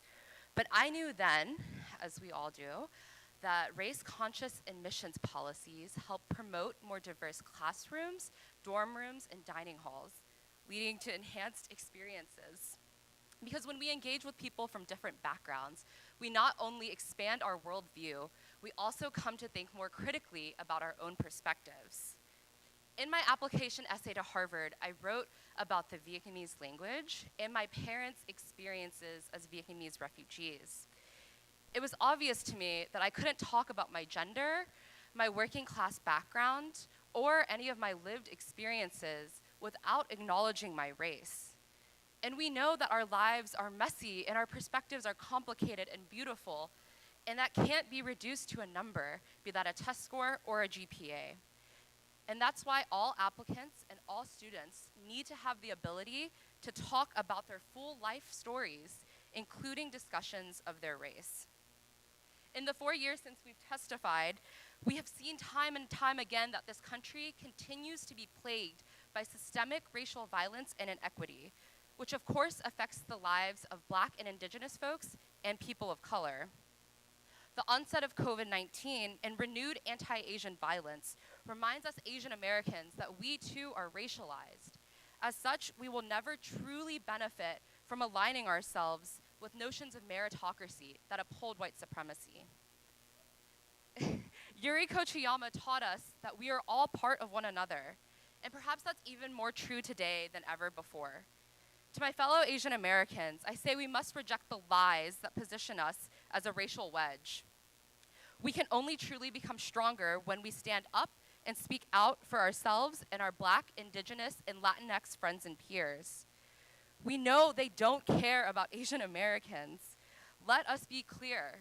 We reject the narrative, and we will continue to speak our truths, including the conviction that we are stronger together.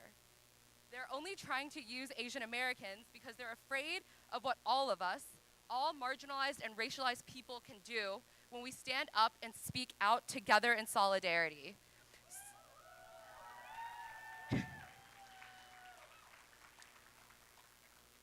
So when I say solidarity, you say matters, okay? Solidarity.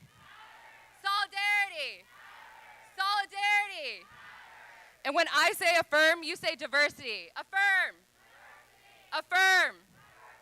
Affirm. Thank you so much.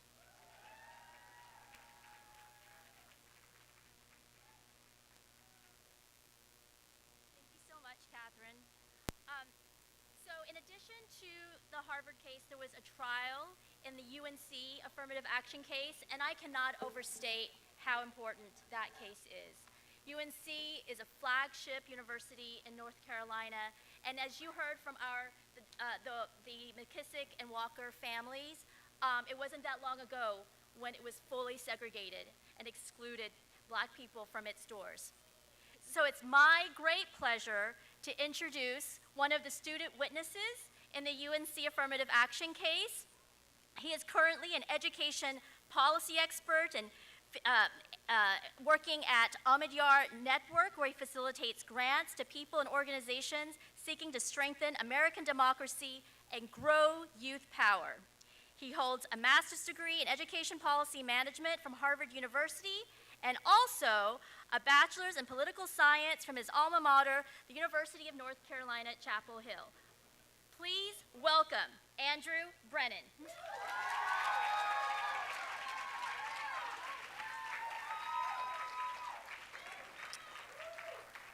Hello. In the back is Cecilia Polanco, who is one of my favorite humans in the world. Literally brought me into this case. My name is Andrew Brennan. I graduated from UNC Chapel Hill in 2019. As one of few Black kids in my neighborhoods growing up, I've understood what my race means to me for as long as I can remember. I had conversations with my parents about what to do if I was pulled over by the police, conversations with my dad about why he was so insistent about what time my brother and I came home, or what shirt we were wearing to school, or how short we cut our hair. But once I began the college admissions process, I decided to write about what most college counselors suggest: what you know and who you are. And for me, that meant writing about being black in my admissions essay. As we fight for future generations of students, I've reflected a lot on my own college experience. My first year on campus, I joined as many clubs as I could, as fast as possible. By the second semester of my first year, I figured out exactly what time to arrive at the dining hall, to avoid the long lines, and to take advantage of the freshest French fries. But during the first semester of my sophomore year, as I walked to class, I encountered what would be my first of 3 white supremacist rallies. People everywhere were spitting racial slurs as they raised Confederate flags and signs above their heads. It was around this time that I began to notice how few black folks were enrolled at UNC. As it stands, UNC is 9% black, in a state where 22% of the population is African American. The lack of black folks on campus leads to some pretty predictable situations. For example, I remember being one of 2 black students in an English class during my freshman year when a classmate implied that affirmative action policies make it hard to know whether black students at UNC deserve to be there. The class immediately looked at me and the other black student in the class to respond, and in the moment, I didn't know what to say. I felt like I failed to defend my entire race. Given all of these incidents and the many, many more that I know students at UNC deal with on a regular basis, when I heard that an organization called Students for Fair Admission was suing the university, I assumed it was to correct these myriad injustices. Well, imagine my surprise when I learned that SFFA was actually suing the university for being too diverse. First of all, the data doesn't back up this claim. But second of all, I can tell you from my experience on campus that racial hostility and racial isolation were the norm, not the exception. How can we ever achieve racial harmony if we can't even talk about race? That is the question that is at the crux of this case. For people like me, for people for whom race is inextricably linked to our educational experiences, we can't remove ourselves from it, and we wouldn't want to. Affirmative action allowed me to describe myself, my goals, my ambitions at UNC in the honest way that I could. And isn't that what we're asking about our students? To learn and present themselves in an authentic manner. Students of color are leading the movement for racial justice on college campuses all around the country. Empowered by their own identities, we are spearheading movements in every state. And we know that without affirmative action, the number of black and brown students will decline on campuses. If that happens, who will lead these fights for more equitable policies? If that happens, I can only imagine the sense of heightened fear and anxiety students of color will carry as fewer and fewer of them are on campuses, contending with the stereotyping and racial hostility that is present at UNC. Students of color deserve better. All students deserve better. Our schools are meant to be incubators for our democracy. If we want a democracy that is multicultural, pluralistic, inclusive, then those are the conditions that we must cultivate in our higher education institutions. Standing here before all of you, alumni and students alike, I am more motivated than ever to push forward in the fight for a more equitable country. As a society, we thrive when we celebrate our diversity. Let us never stop fighting for the right to be recognized as who we are, in the streets, in the classrooms, and beyond. Thanks.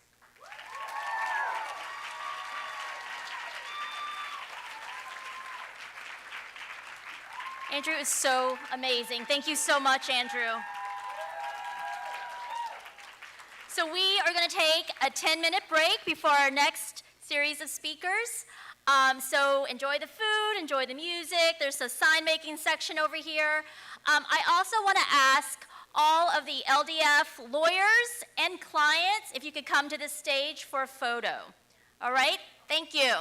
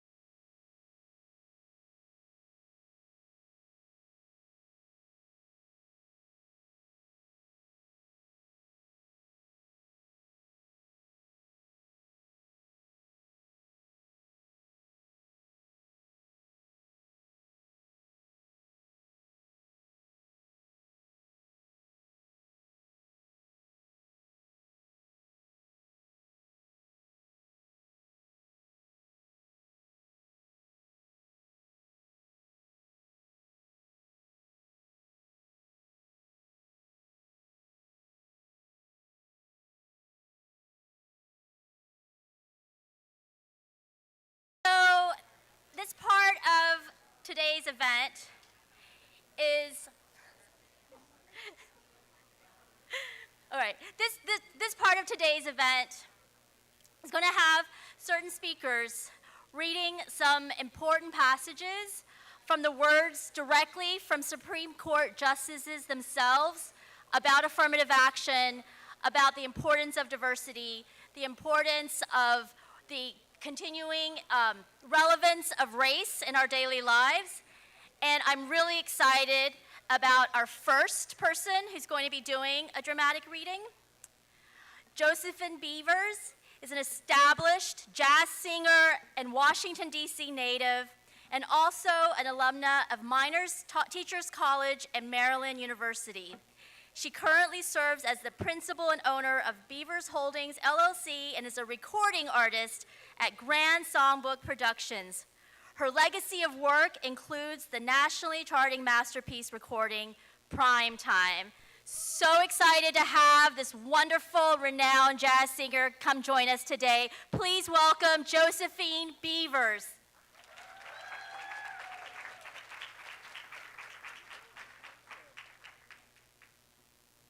Gosh, thank you very much. Boy, I can feel the energy in this room, and I absolutely love it. My fellow activists, this is a pleasure for me to be here and a privilege. Thank you so much. My first excerpt is going to be from my girl, Supreme Court Justice Ruth Bader Ginsburg, on her dissenting opinion in Gratz versus Bollinger in 2003. Educational institutions, the court acknowledges, are not barred from any and all consideration of race when making admissions decisions. But the court once again maintains that the same standard of review controls judicial inspection of all official race classifications. This insistence on consistency would be fitting were our nation free of the vestiges of rank discrimination long enforced by law. But we are not far distant from an overtly discriminatory past, and the effects of centuries of law-sanctioned inequality remain painfully evident in our communities and schools. In the wake of a system of racial caste only recently ended, large disparities endure. Unemployment, poverty, and access to health care vary disproportionately by race. Neighborhoods and schools remain racially divided in America. African American and Hispanic children are all too often educated in poverty-stricken and underperforming institutions. Adult African Americans and Hispanics generally earn less than whites with equivalent levels of education. Equally credentialed job applicants receive different receptions depending on their race. Irrational prejudice is still encountered in real estate markets and consumer transactions. Bias, both conscious and unconscious, reflecting traditional and unexamined habits of thought, keep up barriers that must come down if equal opportunity and non-discrimination are ever genuinely to become this country's law and practice. The Constitution instructs all who act for the government that they may not deny to any person the equal protection of the laws. In implementing this equality instruction, as I see it, government decision makers may properly distinguish between policies of exclusion and inclusion. Actions designed to burden groups long denied full citizenship stature are not sensibly ranked with measures taken to hasten the day when entrenched discrimination and its after effects have been extirpated. Our jurisprudence ranks race a suspect category, not because race is inevitably an impermissible classification, but because it is one which usually, to our national shame, has been drawn for the purpose of maintaining racial inequality. But where race is considered for the purpose of achieving equality, no automatic prescription is in order. For as insightfully explained, the Constitution is both colorblind and color conscious. To avoid conflict with the Equal Protection Clause, a classification that denies a benefit, causes harm, or imposes a burden must not be based on race. In that sense, the Constitution is colorblind, but the Constitution is color conscious to prevent discrimination being perpetuated and to undo the effects of past discrimination. Contemporary human rights documents draw just this line. They distinguish between policies of oppression and measures designed to accelerate de facto equality. Boy, I am so glad I didn't have to memorize this thing. Whoa. Now, this next one is an excerpt from the Supreme Court Justice Sonia Sotomayor's dissenting opinion in Chouette versus Coalition to Defend Affirmative Action, Integration, and Immigrant Rights, and Fight for Equality by Any Means Necessary in 2014. This court has recognized that diversity in education is paramount with good reason. Diversity ensures that the next generation moves beyond the stereotypes, the assumptions, and the superficial perceptions that students coming from less heterogeneous communities may harbor, consciously or not, about people who do not look like them. Recognizing the need for diversity acknowledges that just as growing up in a particular region or having particular professional experiences is likely to affect an individual's views, so too is one's own unique experience of being a racial minority in society like our own, in which race, unfortunately, still matters.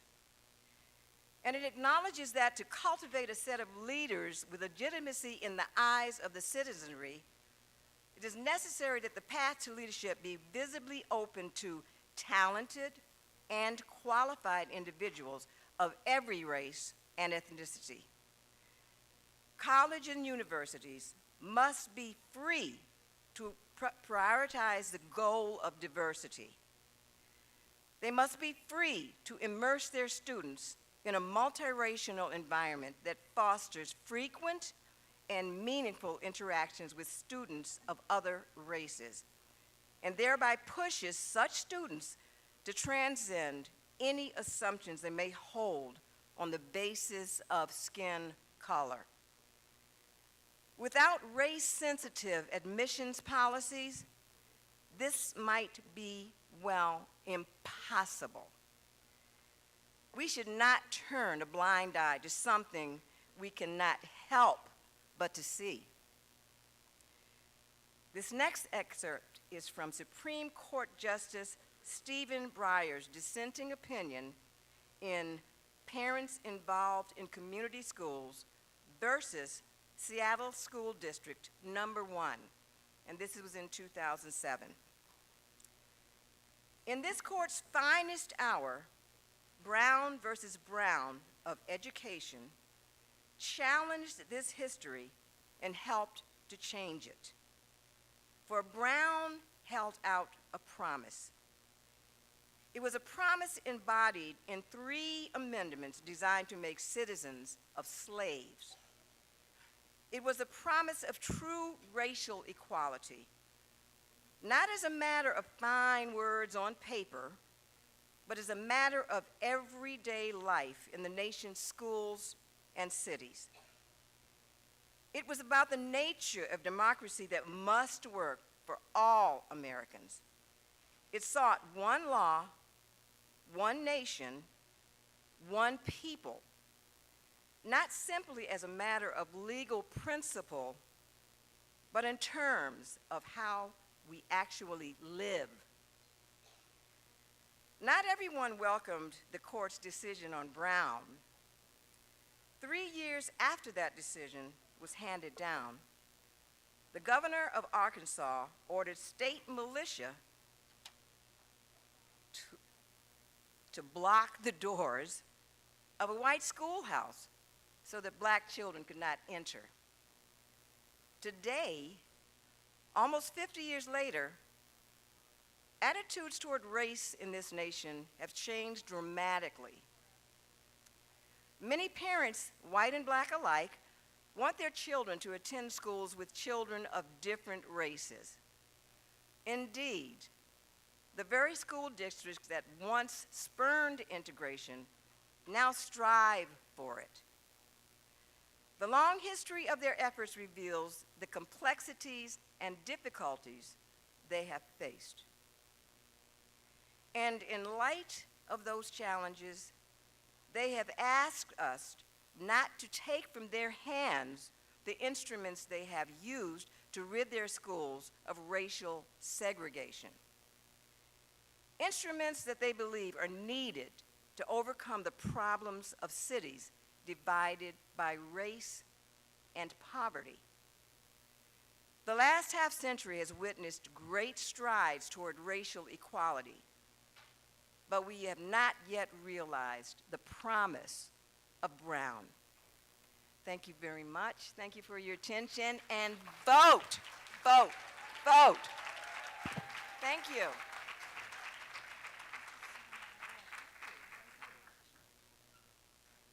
What an honor to have Josephine Beavers with us today, and especially reading those eloquent words by Supreme Court justices themselves in past decisions about how important racial diversity is in our education, but also in our democracy. So now I'm really excited to bring up some students who will also be doing some dramatic readings of excerpts of important Supreme Court majority opinions and dissenting opinions. So I'm going to introduce them all at once. We have Jonathan Haile Selassie, Emma Oyahire, J.J. Moore, Izzy John, Agustin Leon Seans, Kashish Bastola, and Rebecca Zhang. So please welcome these amazing students who are going to do some more dramatic readings.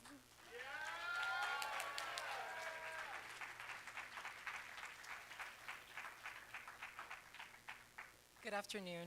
Thank you all for gathering with us today. I am so inspired to be in a room full of courageous civil rights organizers and leaders.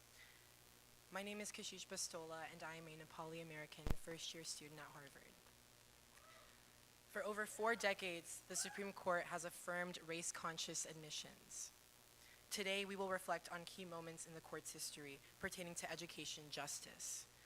First, Rebecca and I will be reading an excerpt from the Supreme Court decision in Brown versus Board of Education in 1955.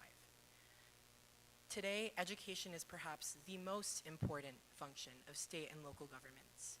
Compulsory school attendance laws and the great expenditures for education both demonstrate our recognition of the importance of education to our democratic society. It is required in the performance of our most basic public responsibilities, even service in the armed forces.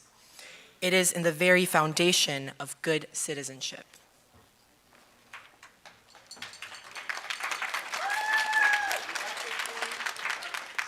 Today, it is a principal instrument in awakening the child to cultural values, in preparing him for later professional training, and in helping him adjust normally to his environment. In these days, it is doubtful that any child may reasonably be expected to succeed in life if he is denied the opportunity of an education. Such an opportunity, where the state has undertaken to provide it, is a right which must be made available to all on equal terms.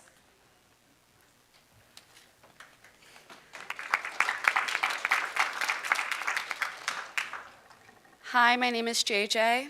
I am a first-year student at Harvard. My peers, Augustine, Izzy, Jonathan, Emma, and I will be reading excerpts from Supreme Court Justice and LDF founder Thurgood Marshall's dissenting opinion in Regents of University of California versus Bakke. 350 years ago, the Negro was dragged to this country in chains to be sold into slavery. Uprooted from his homeland and thrust into bondage for forced labor, the slave was deprived of all legal rights. It was unlawful to teach him to read. He could be sold away from his family and friends at the whim of his master, and killing or maiming him was not a crime. The system of slavery brutalized and dehumanized both master and slave. The status of the Negro as property was officially erased by his emancipation at the end of the Civil War. But the long-awaited emancipation, while freeing the Negro from slavery, did not bring him citizenship or equality in any meaningful way. Slavery was replaced by a system of laws which imposed upon the colored race onerous disabilities and burdens and curtailed their rights in the pursuit of life, liberty, and property to such an extent that their freedom was of little value. Despite the passage of the 13th, 14th, and 15th Amendments, the Negro was systemically denied the rights those amendments were supposed to secure. The combined actions and inactions of the state and federal governments maintained Negroes in a position of legal inferiority for another century after the Civil War. The position of the Negro today in America is the tragic but inevitable consequence of centuries of unequal treatment. Measured by any benchmark of comfort or achievement, meaningful equality remains a distant dream for the Negro. In light of the sorry history of discrimination and its devastating impact on the lives of Negroes, bringing the Negro into the mainstream of American life should be a state interest of the highest order. To fail to do so is to ensure that America will forever remain a divided society. I do not believe that the 14th Amendment requires us to accept that fate. While I applaud the judgment of the court that a university may consider race in its admissions process, it is more than a little ironic that, after several hundred years of class-based discrimination against Negroes, the court is unwilling to hold that a class-based remedy for that discrimination is permissible. In declining to do so hold, today's judgment ignores the fact that for several hundred years, Negroes have been discriminated against, not as individuals, but rather solely because of the color of their skin. It is unnecessary in 20th century America to have individual Negroes demonstrate that they have been victims of racial discrimination. The racism of our society has been so pervasive that no individuals, regardless of wealth or position, has managed to escape its impact. The experience of Negroes in America has been different in kind, not just in degree, from that of other ethnic groups. It is not merely the history of slavery alone, but also that a whole people were marked as inferior by the law, and that mark has endured. The dream of America as the great melting pot has not been realized for the Negro. Because of his skin color, he never even made it into the pot. These differences in the experience of the Negro make it difficult for me to accept that Negroes cannot be afforded greater protection under the 14th Amendment, where it is necessary to remedy the effects of past discrimination. It is because of a legacy of unequal treatment that we now must permit the institutions of the society to give consideration to race in decision-making about who will hold the positions of influence, affluence, and prestige in America. For far too long, the doors to those positions have been shut to Negroes. If we are ever to become fully integrated into a society, one in which the color of a person's skin will not determine the opportunities available to him or her, we must be willing to take the steps to open those doors. I do not believe that anyone can truly look into America's past and still find that a remedy for the effects of that past is impermissible. Thank you.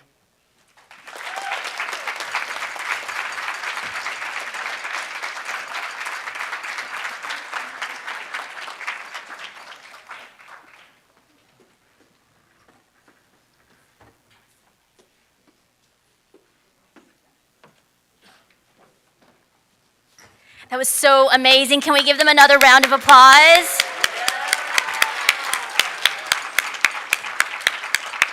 It's hard to believe those decisions, many of them were written so long ago and they still hold relevance today. So now we're going to have a whole series of students who are going to be speaking. I'm not going to introduce them individually, not because they're not important. In fact, they're probably the most important speakers you're going to be hearing today. But I just want to make sure that we have enough time for all of them to be able to speak. So the speakers will be introducing themselves. But again, this is to me the most important part of this event today, because this event has been all about the students. And we're so excited to have you here and have you all be able to speak to yourself, to speak to each other, and to hear about what the amazing work that they are doing in their respective campuses and why they are here this weekend to affirm diversity. So,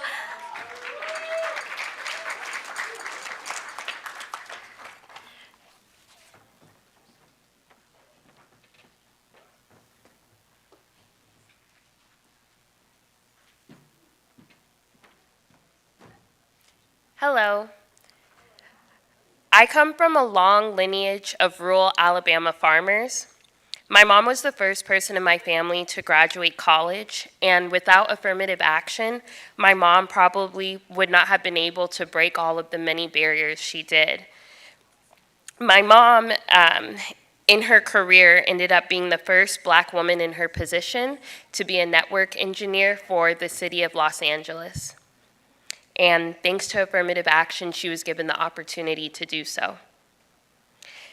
Hello, my name is Jasmine Marchbanks Owens, and I'm a second-year law student at Howard University, also called, thank you, also fondly called the Black Mecca.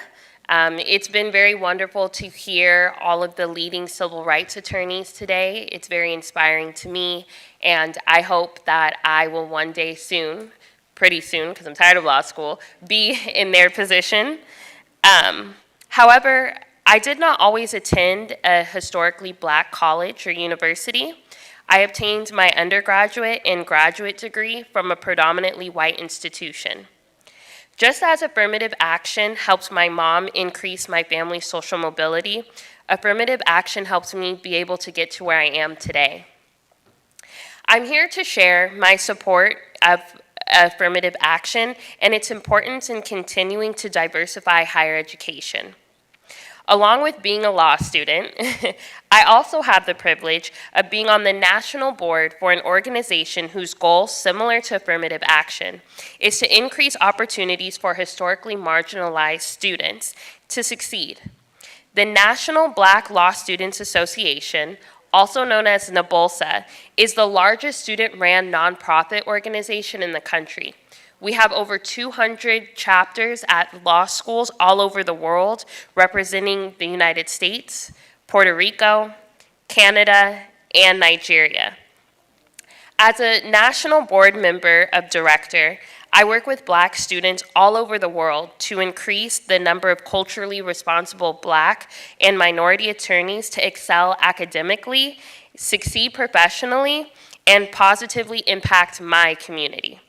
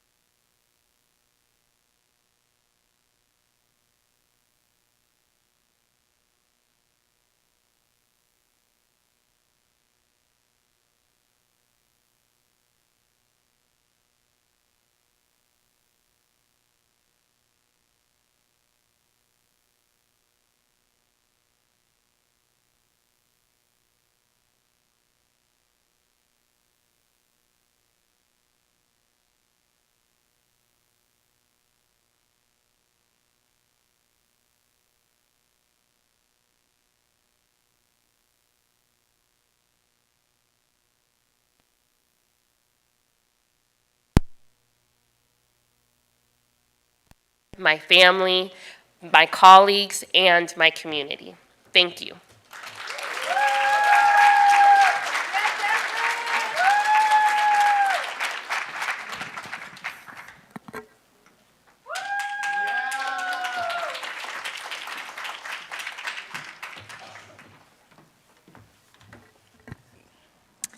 Good evening, everyone. My name is Alea Eastman, and I'm a current senior at Trinity Washington University here in Washington, D.C., majoring in criminal justice. Thank you. I am also a founder and leader of Team Enough, which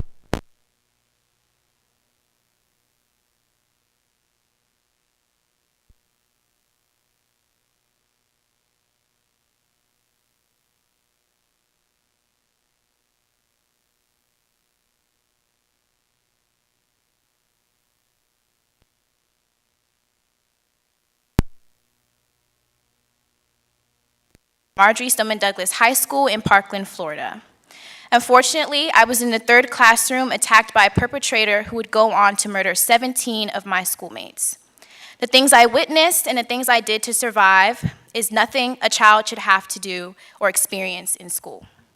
I am so grateful to say I am now approaching my graduation in the spring at Trinity Washington University 4 years later.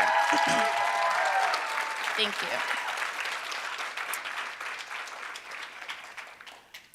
I went from attending a predominantly white high school where I was oftentimes excluded from conversations to attending a much smaller women's college that consists mostly of women of color. I'm sure you can imagine how enriching our conversations are, particularly in the aspects of oppression, reform, abolition, and equity among several aspects within our society, centering the voices and opinions of marginalized women in every class discussion. It is a much different experience than my past education. Being surrounded by not only peers of color, but educators has made my undergraduate experience invaluable. Not to mention, I will be graduating debt-free due to Trinity's, yes, we can clap for that. Due to Trinity's amazing scholarship programs that not only target women of color, but DACA recipients as well. Trinity also focuses on providing classes to women east of the river in Southeast DC at the ARC. These are just a few ways that Trinity is working to ensure that women and girls that traditionally don't have the opportunity to attend higher education at least have the option to. These past 4 years at Trinity, I have learned how to make sure my work in the future is sustainable and equitable. I'm surrounded by a community of women who support and uplift progressive actions and initiatives created by our students. I have been able to not only solidify my goals for attending law school and becoming a criminal defense attorney, and creating a clear plan to do so. I hope to work with you all in the future to ensure we continue the fight for a better future, whether it's gun violence prevention or affirmative action. Thank you.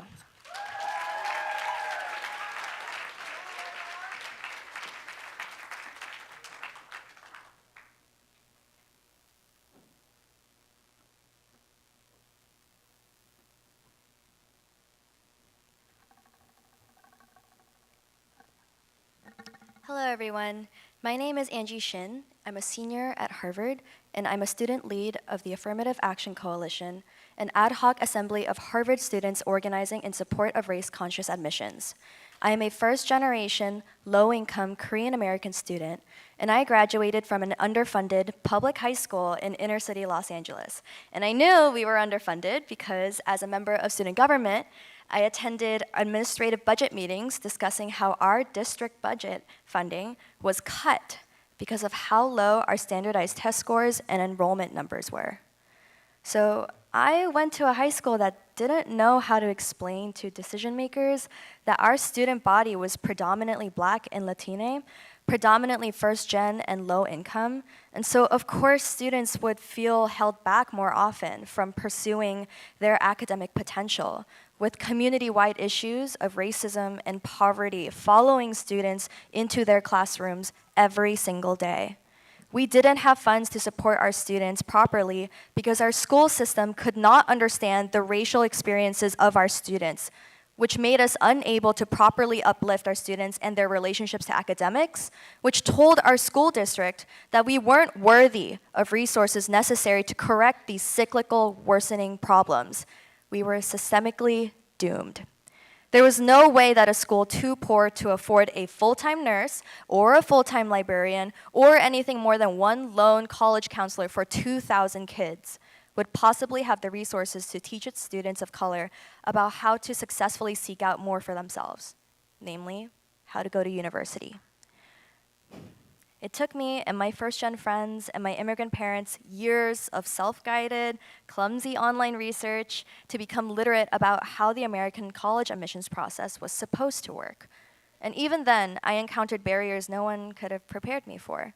I navigated a community culture growing up where kids would go to cram academies after school to clock in 4, 6, 8 more hours of studying every day, because they feared the college application system and its unfair meritocratic validation structure. And these academies capitalized on that.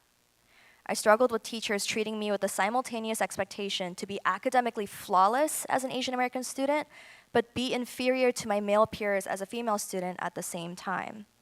I doubted myself and questioned as to whether I should even bother applying to these top schools when I knew students with legacy, athletic extracurriculars, donor families, and more would disproportionately sweep all of the available spots. But in 6 months from today, I will be a Harvard graduate with a double degree in physics and government, and it will be because of affirmative action. And not only am I grateful that all of my barriers growing up were acknowledged by affirmative action, not only by Harvard, but also scholarships, such as the Bill and Melinda Gates Foundation. I am grateful that my friends from all walks of life were uplifted by affirmative action for overcoming their own obstacles that were unfairly placed before them solely because of the color of their skin. That's why we're here, to inspire and uplift each other, our friends, our college-bound younger siblings, and future generations, to fight for race-conscious admissions and systems in our growing multiracial democracy across our workforce and government, to establish that we will not sit idly by as our educational rights are stripped away from us, to change a country that should and can be made for us. Thank you.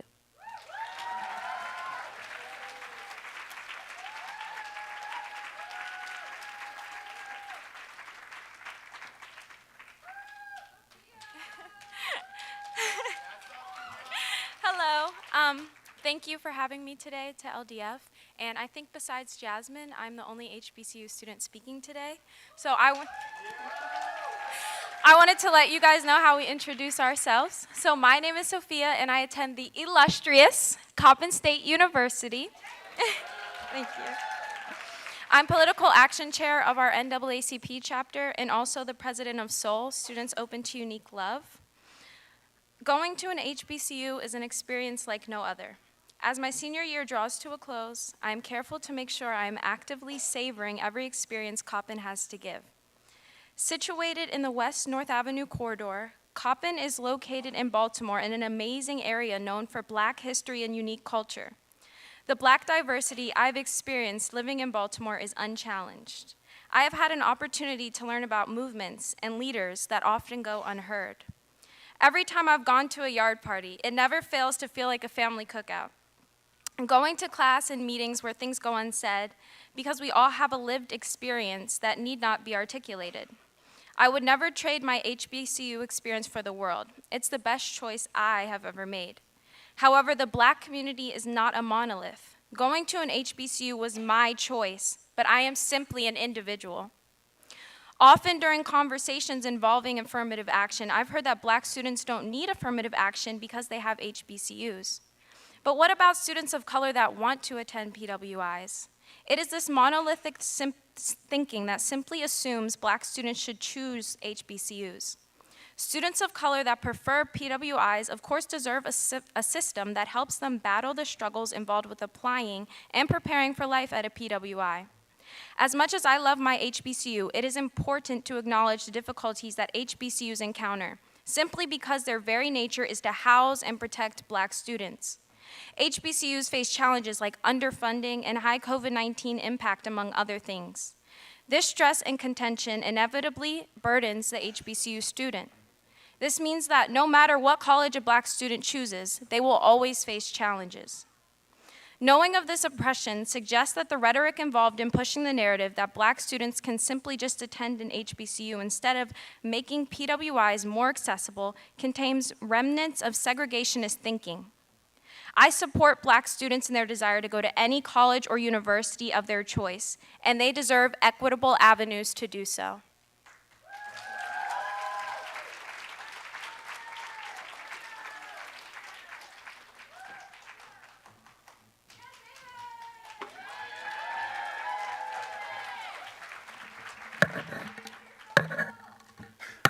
Thank you.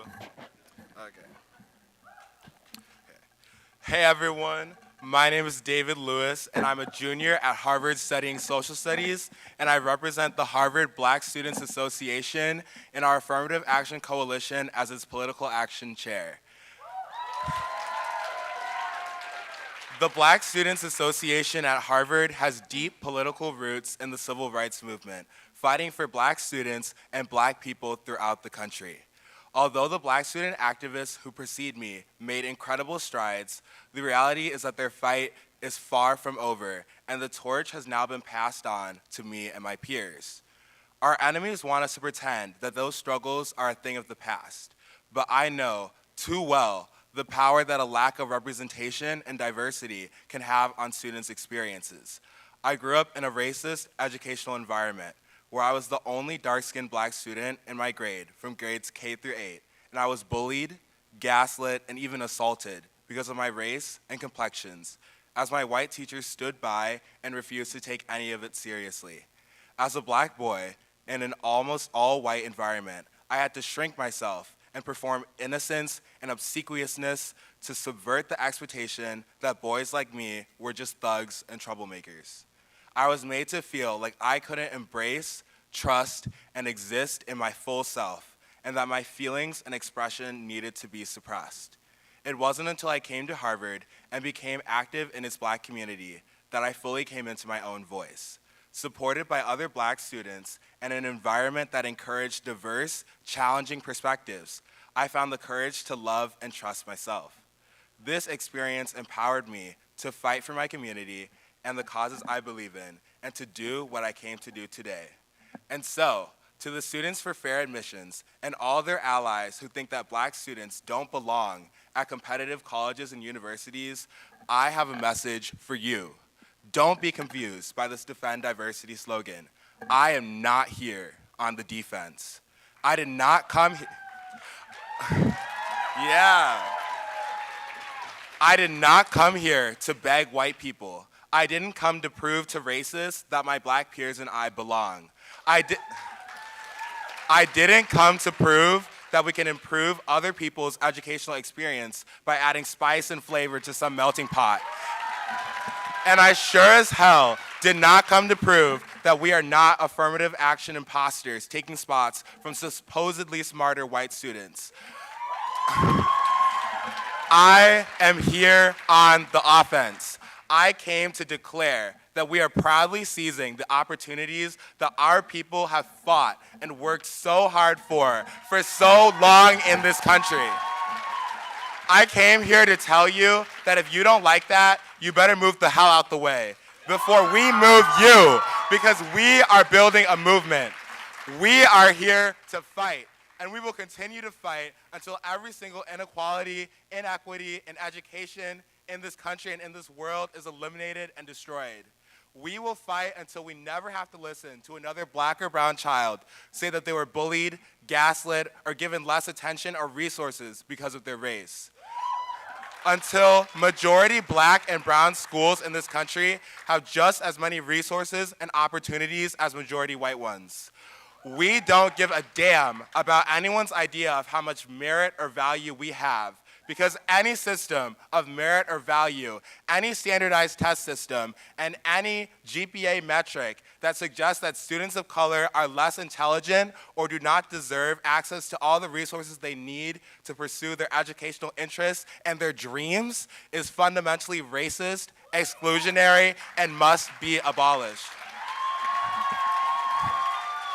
All that matters is that we know that we are not imposters and we know that we belong. And so, My last message will be for the doubters and pessimists who have asked me how I feel about the supposed reality of the outcome of this case. I want you to know that I am feeling empowered and I am sleeping oh so easily because I know from my people's history and from the powerful legacy that I inherit at the Harvard Black Students Association that student activists do have power, and we can shape policy in our schools and all across this country and the world. I am not afraid or worried because I know that regardless of the outcome of this case, our struggle will not end here, nor will it end when the court's decision is released in May. This is still just the beginning. And I promise you that my allies and I will be the ones with the last laughs. Thank you.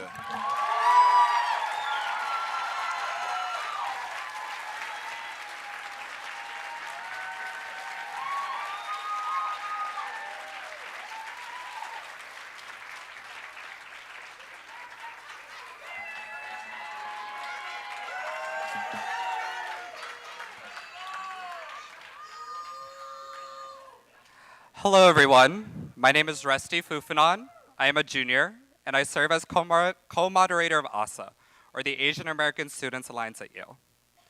Tomorrow, 18 students from ASA, along with 23 representatives drawn from the Native and Indigenous Association at Yale, Black Students Alliance at Yale, and Movimiento Estudiantil Chicanx Deslan de Yale, will rally at the steps of the Supreme Court in defense of diversity on college campuses.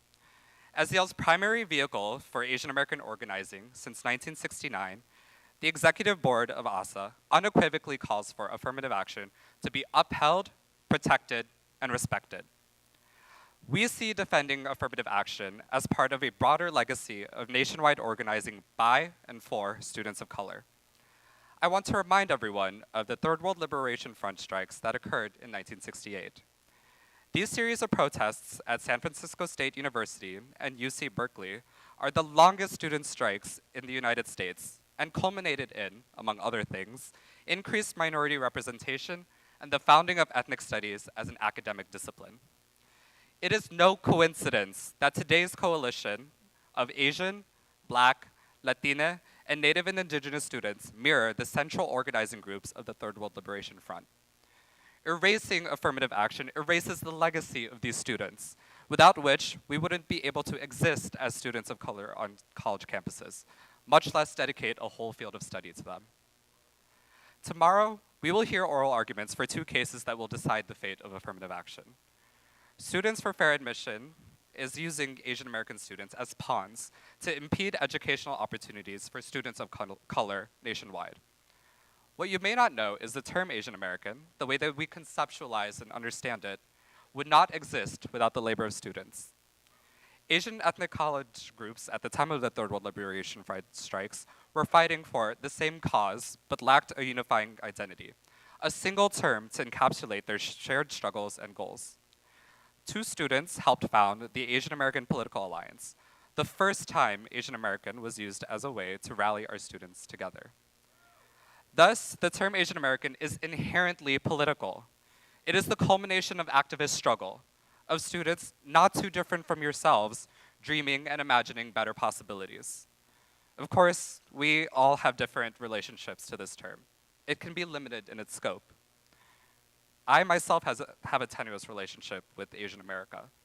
As the son of Filipino immigrants, narratives around affirmative action and educational opportunity can exclude the socioeconomic realities of Southeast Asians, who might not fit as cleanly into a standard Asian American image. Indeed, in 2020, when the Department of Justice attacked race-conscious admissions at Yale, Cambodian, Hmong, Laotian, and Vietnamese students were specifically left out of its definition of Asian American. Boo, true. This is a convenient omission when the opponents of affirmative action manipulate and co-opt our identity for their own political ambitions. The bottom line is that the narrative Asian American opposition to affirmative action is a myth that ignores the activist origins of our community. The Yale Asian American Student Alliance and our fellow organizing groups call on Asian Americans everywhere to stand with students of color, to defend diversity and affirm opportunity, to continue our decades-long mission of dreaming and imagining not just better possibilities, but realities.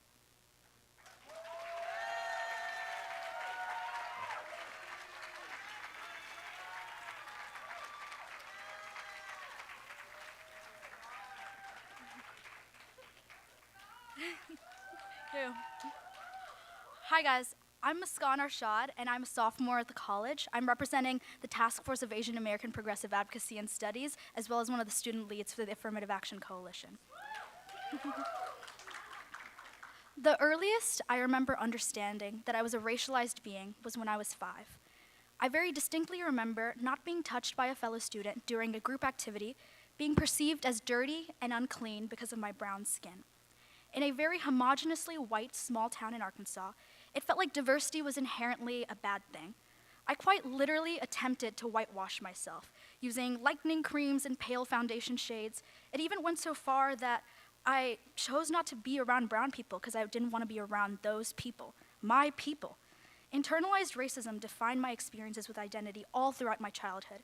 I recognized these patterns and worked towards self-love, but it was difficult in an environment where I was constantly looked down upon for being myself.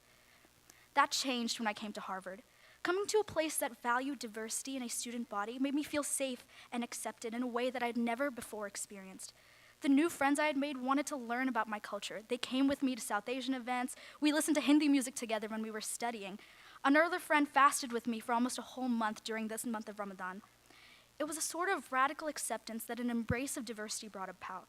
Oppositely, I had the chance to interact with people that came from very different backgrounds from me, celebrated and learned with them. I went from feeling the need to assimilate and feeling shame in my brownness and my Asian American identity to being accepted and loved for who I was, learning with beautiful souls from around the world. It's absolutely frightening that this sort of experience may not remain the same in the coming years. Diversity in higher education is under attack, and it's not based on some morally righteous cause for racial justice, as Ed Bloom would want Americans to think. Students for Fair Admissions is basing this case on a completely false narrative, weaponizing Asian American identity. And I, as an Asian American woman, refuse to be used as a pawn in the case of Ed Bloom's white supremacist agenda.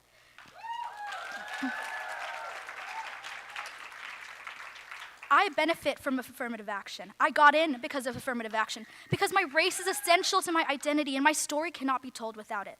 Ed Bloom wants us to live in this race-blind society, one that is clearly imagined. Race is so determinant to our lived experiences and access to opportunity, from discrepancies in healthcare to schooling to socioeconomic positioning to simply how we are treated as human beings. Our stories are intertwined with our race. We cannot have a true meritocratic society if opportunity for higher education isn't an equitable process that works to redress the inequalities of the past and the present. As LDF said in our amicus brief, no racial groups hold a monopoly for talent or intelligence, but certain students do have a monopoly on opportunity. To pretend these things aren't true is a clear misrepresentation of reality. Affirmative action is essential, not only for diversity, but to create a more equitable society. And I'm gonna be honest, I'm really scared. I'm terrified. I'm scared for young brown girls not feeling safe and okay in their own skin. I'm scared by the hatred inherent in the rhetoric of those like Ed Bloom. I'm scared for the future of higher education, but I'm hopeful and so joyful when looking around here today. While SFFA utilizes hate, we live by the tenets of love, care, and community. Setting up the week of action at Harvard, seeing everything and everyone come together for something so vital, I'm not gonna lie, I cried. Tears of joy that came from the beauty of our community's hold and the kindness and the need for justice I saw lighting a fire in everyone's eyes. We came together in solidarity and love. Nothing and no one is stronger than us together.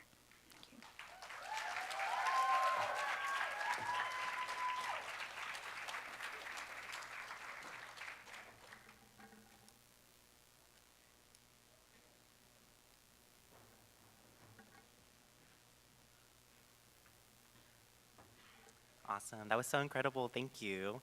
Hi, everyone, and welcome. Thank you all so much for being here. I'm just looking around, seeing so many beautiful faces around the room. So super incredible. I'm excited to be in community, sharing space with you all. I wanted to especially thank the Legal Defense Fund, for putting together such an incredible program. Can we please give it up for them?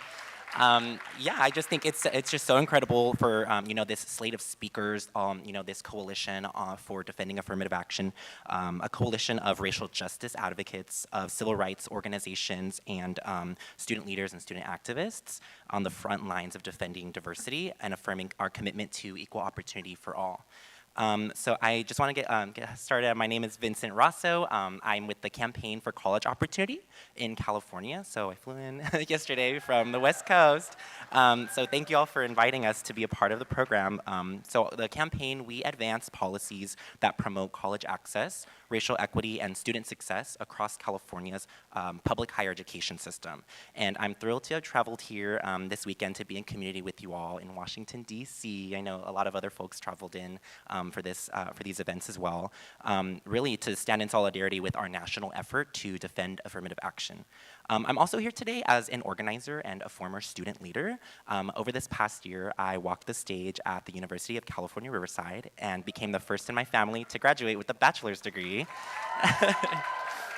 And while I was at UC Riverside, I served my campus as an external vice president in student government. I also represented around over 250,000 students across the UC system as chair of our system-wide student association.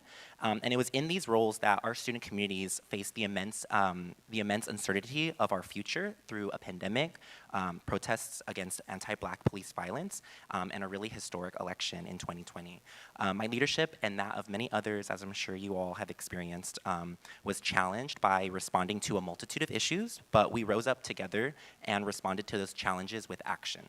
So through our collective response in our UC student organizing, it was activism and coalition building by Black students at UC Berkeley in 2020 who advanced a ballot measure that would repeal California's 1996 ban on affirmative action. This ban, known as Prop 209, has prevented our California public institutions from considering race, ethnicity, gender, or sexuality as one of many factors in our public employment, education, and admissions, and contracting. So this means that my peers at the California State University system cannot grant scholarships targeting Black student success in order to close those racial equity gaps that we see in CSU graduation rates. Our predominantly Hispanic serving institutions and high schools can't hire counselors, staff, or faculty who look like us, which is proven to increase the chances of student success. I've even had colleagues that I met at UCR who have had counselors tell them, you're not going to be able to go to a university. Just like me, they all walked the stage in the past couple years. So. Our student communities in California realized this, and we worked to empower opportunity for all by organizing students in our state capital to add that ballot measure onto our 2020 ballot to repeal Prop 209 and reinstate affirmative action in California's public sector. We rallied dozens of elected officials, student leaders, and advocacy groups, statewide and community-based organizations like the one I work for now, and racial justice and civil rights leaders all signed on and joined our ranks. We campaigned, in 2020 for Prop 16 to overturn that ban, and that was a fight that we barely lost. But I look back and I see that incredibly powerful display of organizing and solidarity. That incredibly powerful display of organizing and solidarity, and it proved to us that this fight is worthwhile. Our understanding of the complexities of generations of racial inequality require us to act, and that we have the support and the numbers to build a multiracial, intersectional movement to address the root causes disproportionately affecting underserved communities. So let's be real. We have witnessed, especially in times of late, that racism and white supremacy is rampant in our country. Anti-Blackness is widespread, and as we witnessed recently in the heartbreaking LA City Council fiasco, it's not limited to any particular group. So our commitment to anti-racism and to racial justice is more important than ever. And in my tenure through student organizing and higher education advocacy work, I witnessed the widespread efforts of opposition spreading disinformation and raising barriers to progress that have little foundation to stand on, but the easy strategy of finding anyone who will listen to their divisive rhetoric. Especially with the distortion of the great Martin Luther King Jr.'s dream of a colorblind world, that's something that we can only hope for, but only if we have the courage to do something about it. And so I look around this room, I feel so much community and so much passion for this movement and this important work, and I just want to thank you all for being in this fight. And on behalf of the Campaign for College Opportunity, really just we are going to commit our California Coalition of Advocates to continue to stand in solidarity to defend affirmative action nationally, and really just promote racial equity in education and beyond. So thank you.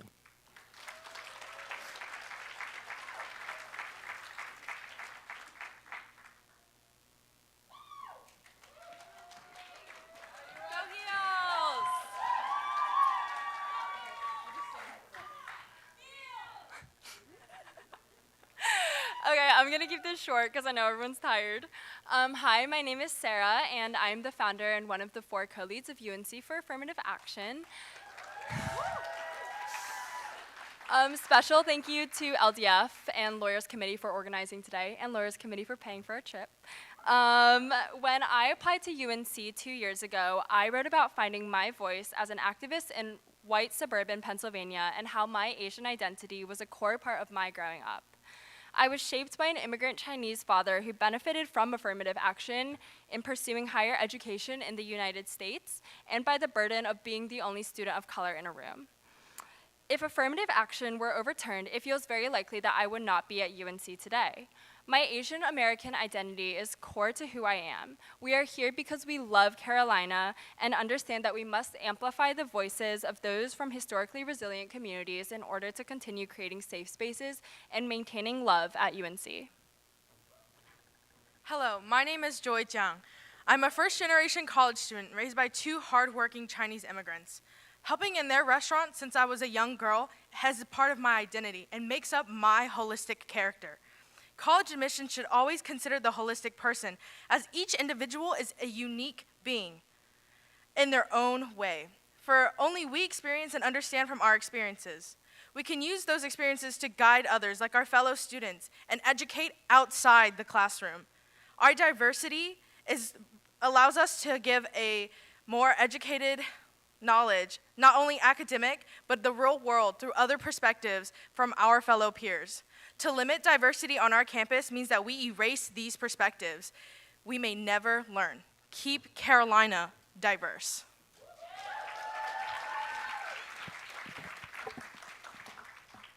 Hello everyone, my name is Christina Huang and I'm a co-leader of UNC for Affirmative Action. And so I grew up as a predominantly white community, and I always felt that I had to erase my Asian identity in order to fit in.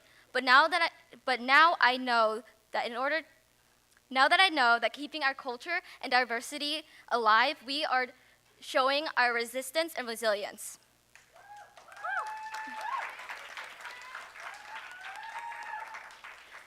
Being a first-generation student, I didn't know what to expect coming to college campus. Yet I've become so attached to the diversity on campus. There is such a warmth feeling when you walk through campus and there's students laughing and dancing to celebrate Latinx Heritage Month. Or the joy that you feel when you see students dressing up in their traditional clothes to have a fashion show. With this wide breadth of diversity, UNC has become a home for me and 30,000 other students. Affirmative action is a big part of how I and many other students of color can go to institutions like UNC. And it's my responsibility, our responsibilities as alumni, students, educators, activists, to ensure that we can continue preserving these opportunities for all students and preserve diversity and traditions on campus. Thank you, and I hope to see you all tomorrow at the Supreme Court.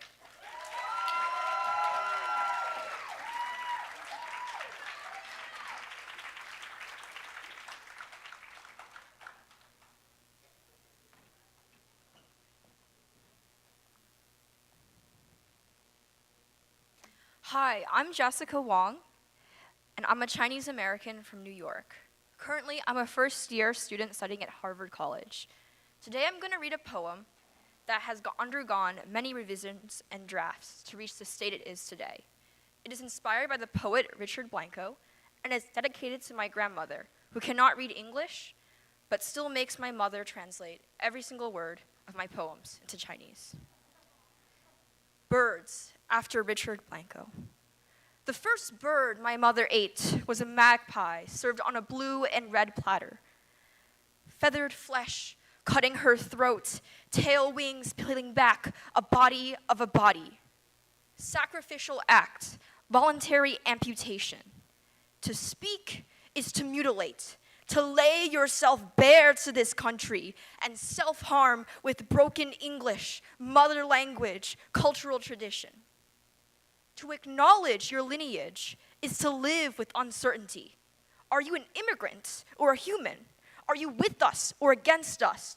Where are you really from? Here is a story we have heard 1,000 times. Somewhere, a mother cries in half English, half American to a jury that does not answer. Somewhere, I cup my sister's face between my palms and promise her that ethnicity is not a title to be renounced, not something to be given and taken away. Yet still, sometimes I think losing things is the only way we are taught to live. Swallow a syllable to make a name consumable. Cut off a tongue to birth another. Assimilation, never a choice, but a need. My mother says we have to die twice to move one step forward. Tell me, America, if our race doesn't matter, then why have we always been measured by it? Pressed to its soft spine, confined to this body that is defined by the things it is not. The stranger across the street calls me chink because I won't smile for him. A classmate claims I should die for the transgressions of the Communist Party. My grandmother, aging and crippled, carries a pocket knife when she sleeps. Her neighbor buried for the crime of existing. Even now, this poem is still trying to understand how one separates identity from person, how to peel my body and all that it carries. Sunlight, flickers of red, brown freckles. One mother craned over in a field of rice under a baking sky, another folding a paper star for her first daughter.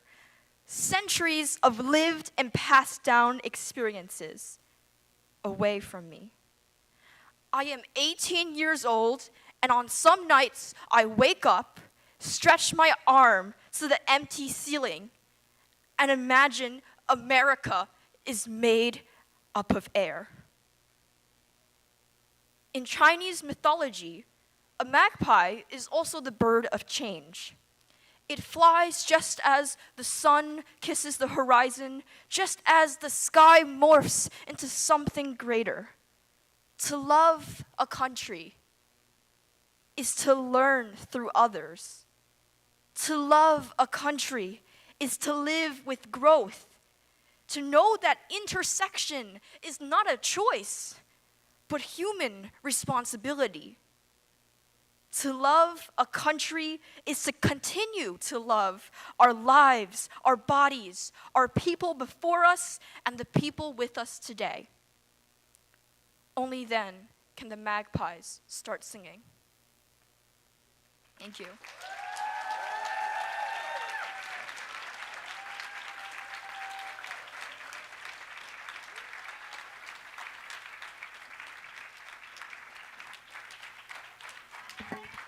Thank you. Good afternoon, everyone. My name is Kylan Tatum. I'm one of the educational and political chairs of the Harvard-Radcliffe Asian American Association, as well as one of the co-leads of the Affirmative Action Coalition. Thank you. There are many reasons why upholding affirmative action precedent is deeply important to me. But the two that stick out the most are the necessity of diversity and cross-racial solidarity. I grew up in a racially homogenous suburb of New Jersey. Across 14 grades, my school had 40 black students, an average of less than 3 per grade. Beyond more explicit marginalization, I was frequently made to speak for my communities, often before I even knew how to speak for myself. The need to understand the political and historical dimensions of one's identity before understanding the personal ones is one of the many burdens that comes with being made into a token. Racial, ethnic, and cultural diversity in institutions, especially those that were not built for us, helps to alleviate this burden. Often diversity is talked about in relation to non-minority populations. We discuss how diversity will enhance their education, their learning experiences, and their careers. In the process, we decenter and objectify the very students that these policies aim to help. While diversity might help non-POC on their journeys, the purpose and true value of diversity lie elsewhere. The second reason why affirmative action is really important to me is the necessity of cross-racial solidarity. SFFA has attempted to portray Asian Americans as a monolithic group universally disadvantaged by affirmative action, and this notion simply isn't true. SFFA advances an essentialized picture of Asian American experience that erases a significant portion of the people that they incorrectly claim to represent. And the disinformation surrounding this case is almost certainly intentional and plays into historical and present efforts to maintain interracial tensions between minority groups at the expense of all involved. As someone who is both Black and Asian, I've often been witness to this cultivated division.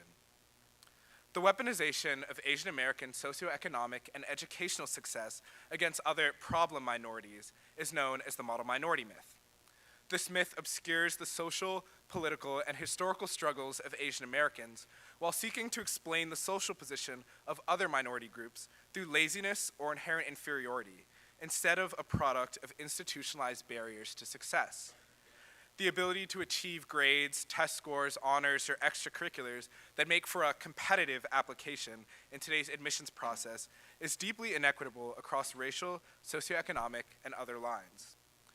Preventing universities from considering race as one of many factors in the admissions process continues to paint subjective criteria like grades and test scores as objective measures of merit, while explaining the resulting underrepresentation of minority groups as an ability gap and not an opportunity one.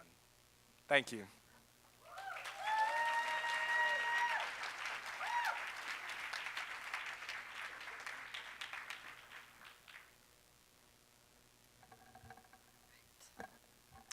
Good afternoon, everyone.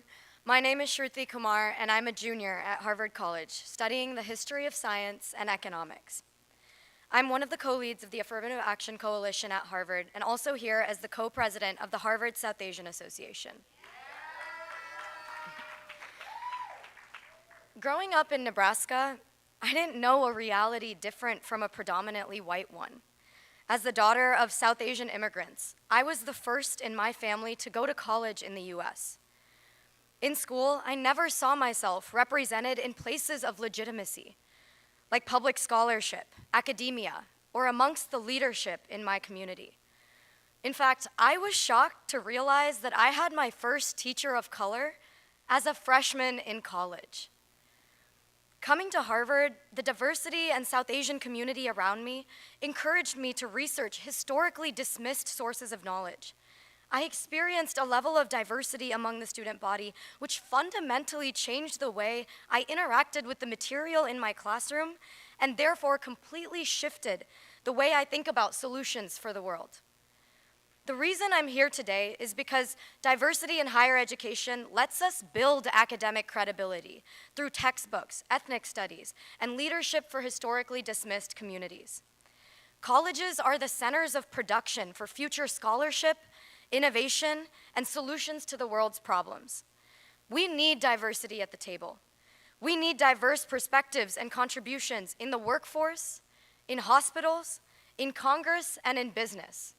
And we can't do that unless we have diversity in education. In this regard, SFFA's case against Harvard risks not only the well-being and representation of students of color, but robs college campuses of diverse and valuable contributions to scholarship research and innovation. And this case might specifically be SFFA versus Harvard or UNC, but the implications of this decision will be felt by not only countless universities, but also the future workforce of the country. Finally, I want to specifically address the South Asian community. I feel proud to call myself South Asian. However, alongside countless other young South Asians, we're struggling to try to figure out how to talk to the elders in our communities about the anti-Blackness which persists. I've spent hours on hours explaining crying and advocating to my own family here in the US against anti-Black sentiment within the South Asian community, and why racial equity is important, why educational inequalities persist, and why we need to talk about it. I've struggled to defend diversity within my own home. I bring this up today to emphasize the importance of cross-racial solidarity. We have a lot of work to do within our own communities. Brown America must be more active in recognizing the heterogeneity of Asian American and Black experiences. Silence is not an option, and the current level of support, inefficient. We must hold our institutions accountable to ensure equitable access to higher education for students of all color. Because at the end of the day, we are stronger together. Thank you.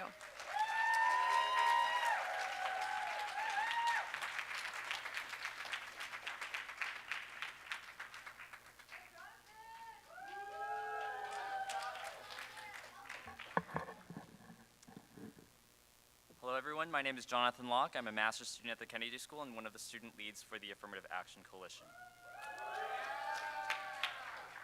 I remember my freshman year of college pretty well. Despite being a little bit of a problem student in high school, I got a scholarship to attend a small liberal arts college in suburban New York. And don't get me wrong, it was a fun time, I learned a lot, but it just wasn't very diverse. By the time Asian Pacific Heritage Month came around in May and the university started hosting events, I was literally the only student in attendance. The only student to sign up and the only student to sit in an assembly hall of 100 seats. I felt alone, I felt isolated, and I felt like I was a token. Have you ever felt similarly? To be the only woman, the only queer person in the room, to be the only person of your background. I never wanted to feel like that ever again, and I never want anyone from a diverse community to feel like that ever again. So that summer after my freshman year, when it became time to sign up for classes, I just couldn't do it. I chose to drop out. I enrolled in community college back in California, and I decided to take a different path, to get a diverse education, and to minor in ethnic studies. Eventually, I went to UCLA, one of the nation's premier public institutions, and I worked hard to make sure that diverse students like me could get into UCLA, graduate, and succeed. So now, against so many odds, I found myself at Harvard. And not only that, so many of us find ourselves here, at UNC, and at Yale, and in this very diverse room, full of attendees young and old, of various faiths and upbringings, and of various races and genders. Many of us come from different backgrounds and perspectives. We have different opinions and different passions. And I don't know about you, but when I felt chills listening to the descendants of Floyd McKissick speak of his fight, when I felt chills of Bethany speaking about her experiences with discrimination and what's at stake for Asian American communities, and when I was inspired by David talking about our fight to end injustice, I hope you felt the same. I think it rings so true that not only do we learn by reading from our textbooks, but we really learn from one another, and by being in community with one another. Unfortunately, this diversity is under attack. And the Supreme Case will hear this attack tomorrow. They don't care, these case sponsors, these plaintiffs, if Black and brown enrollment drops at Harvard by 50%. They don't care if we lose the educational benefits that flow from diversity. And they don't care if future students feel even more marginalized than I did when I went to that college. But that's the reality of what will happen if the Supreme Court doesn't defend this diversity. Now, with 6 conservative justices on the Supreme Court, Ed Blum thinks he'll win. But he's never faced opponents like us. Look around. People in this room have organized protests attended by the thousands. They've blocked highways, they've chained themselves to universities' presidents' offices, gone on hunger strikes, and marched for hundreds of miles. They've made history. And in this era, students like us have done peer-reviewed research.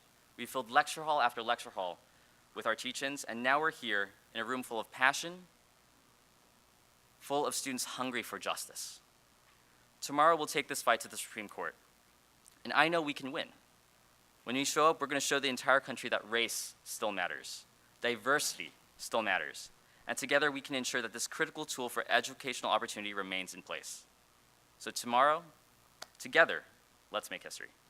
Thank you.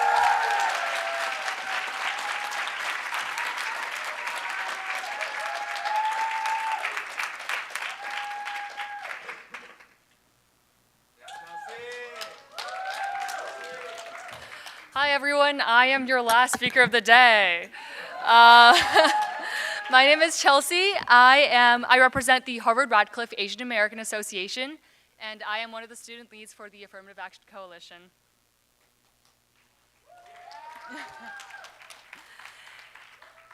In 1966, only 20 years after the closure of wartime Japanese internment camps, sociologist William Peterson published an article in the New York Times titled "Success Story, Japanese American Style." He credited Japanese Americans' respect for authority and prioritization of education for their success.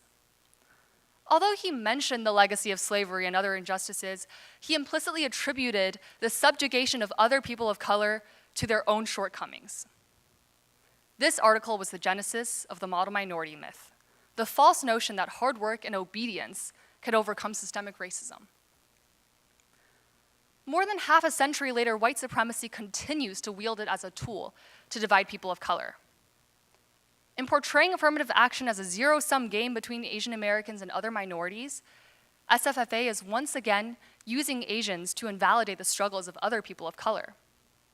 As Asian Americans, we must speak out against these narratives and call on our communities to do the same. Although 69% of Asian Americans support affirmative action, I want to address the concerns of those who disagree. Here's what SFFA won't tell you. The effect of Asian American ethnicity on an applicant's likelihood of admission is statistically indistinguishable from zero. There is actually a positive correlation between being an Asian American woman and an applicant's likelihood of admission. And if the court outlaws affirmative action, the number of white students at Harvard would increase by 3 times the number that Asian American students would. The notion that affirmative action discriminates against Asian applicants is a malicious myth, and its abolition would only benefit white supremacy. These facts provide rational arguments for affirmative action, but my personal emotional stakes in it are driven much more deeply. I grew up in the beautiful, bustling metropolis of Shanghai, China. Despite the staggering size of the population, 25 million, I never felt small or disconnected from the people of my city. We refer to everyone, including strangers, in familial terms. It was "thank you, uncle," to the bus driver and "good morning, auntie," to the school janitor. Each person I encountered, known or unknown, was an essential extension of not only my community, my family, but my very being. This expansive culture of collectivism and care taught me to love those around me, to prioritize the greater good, and to always, always fight for justice. I carried these values with me when I came to the US, where the people I saw as part of my community multiplied in number and in diversity. And now, as I look around me at this group of talented, lovely, and courageous people who gathered here to challenge racial discrimination, I would not hesitate to call you all my brothers and sisters, my siblings and family in this fight.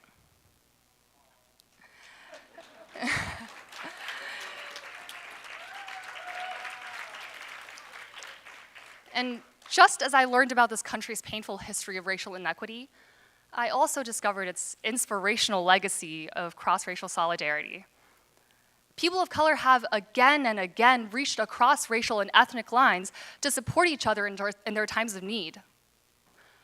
White supremacy cannot divide and conquer us. Not in 1869 when Frederick Douglass spoke out for Chinese and Japanese immigration rights. Not in 1965 when Yuri Kochiyama held Malcolm X's head as he lay dying. And definitely not in 2022, when we are assembled here as students of color united against injustice. This is what solidarity looks like. This is what our future looks like. Thank you.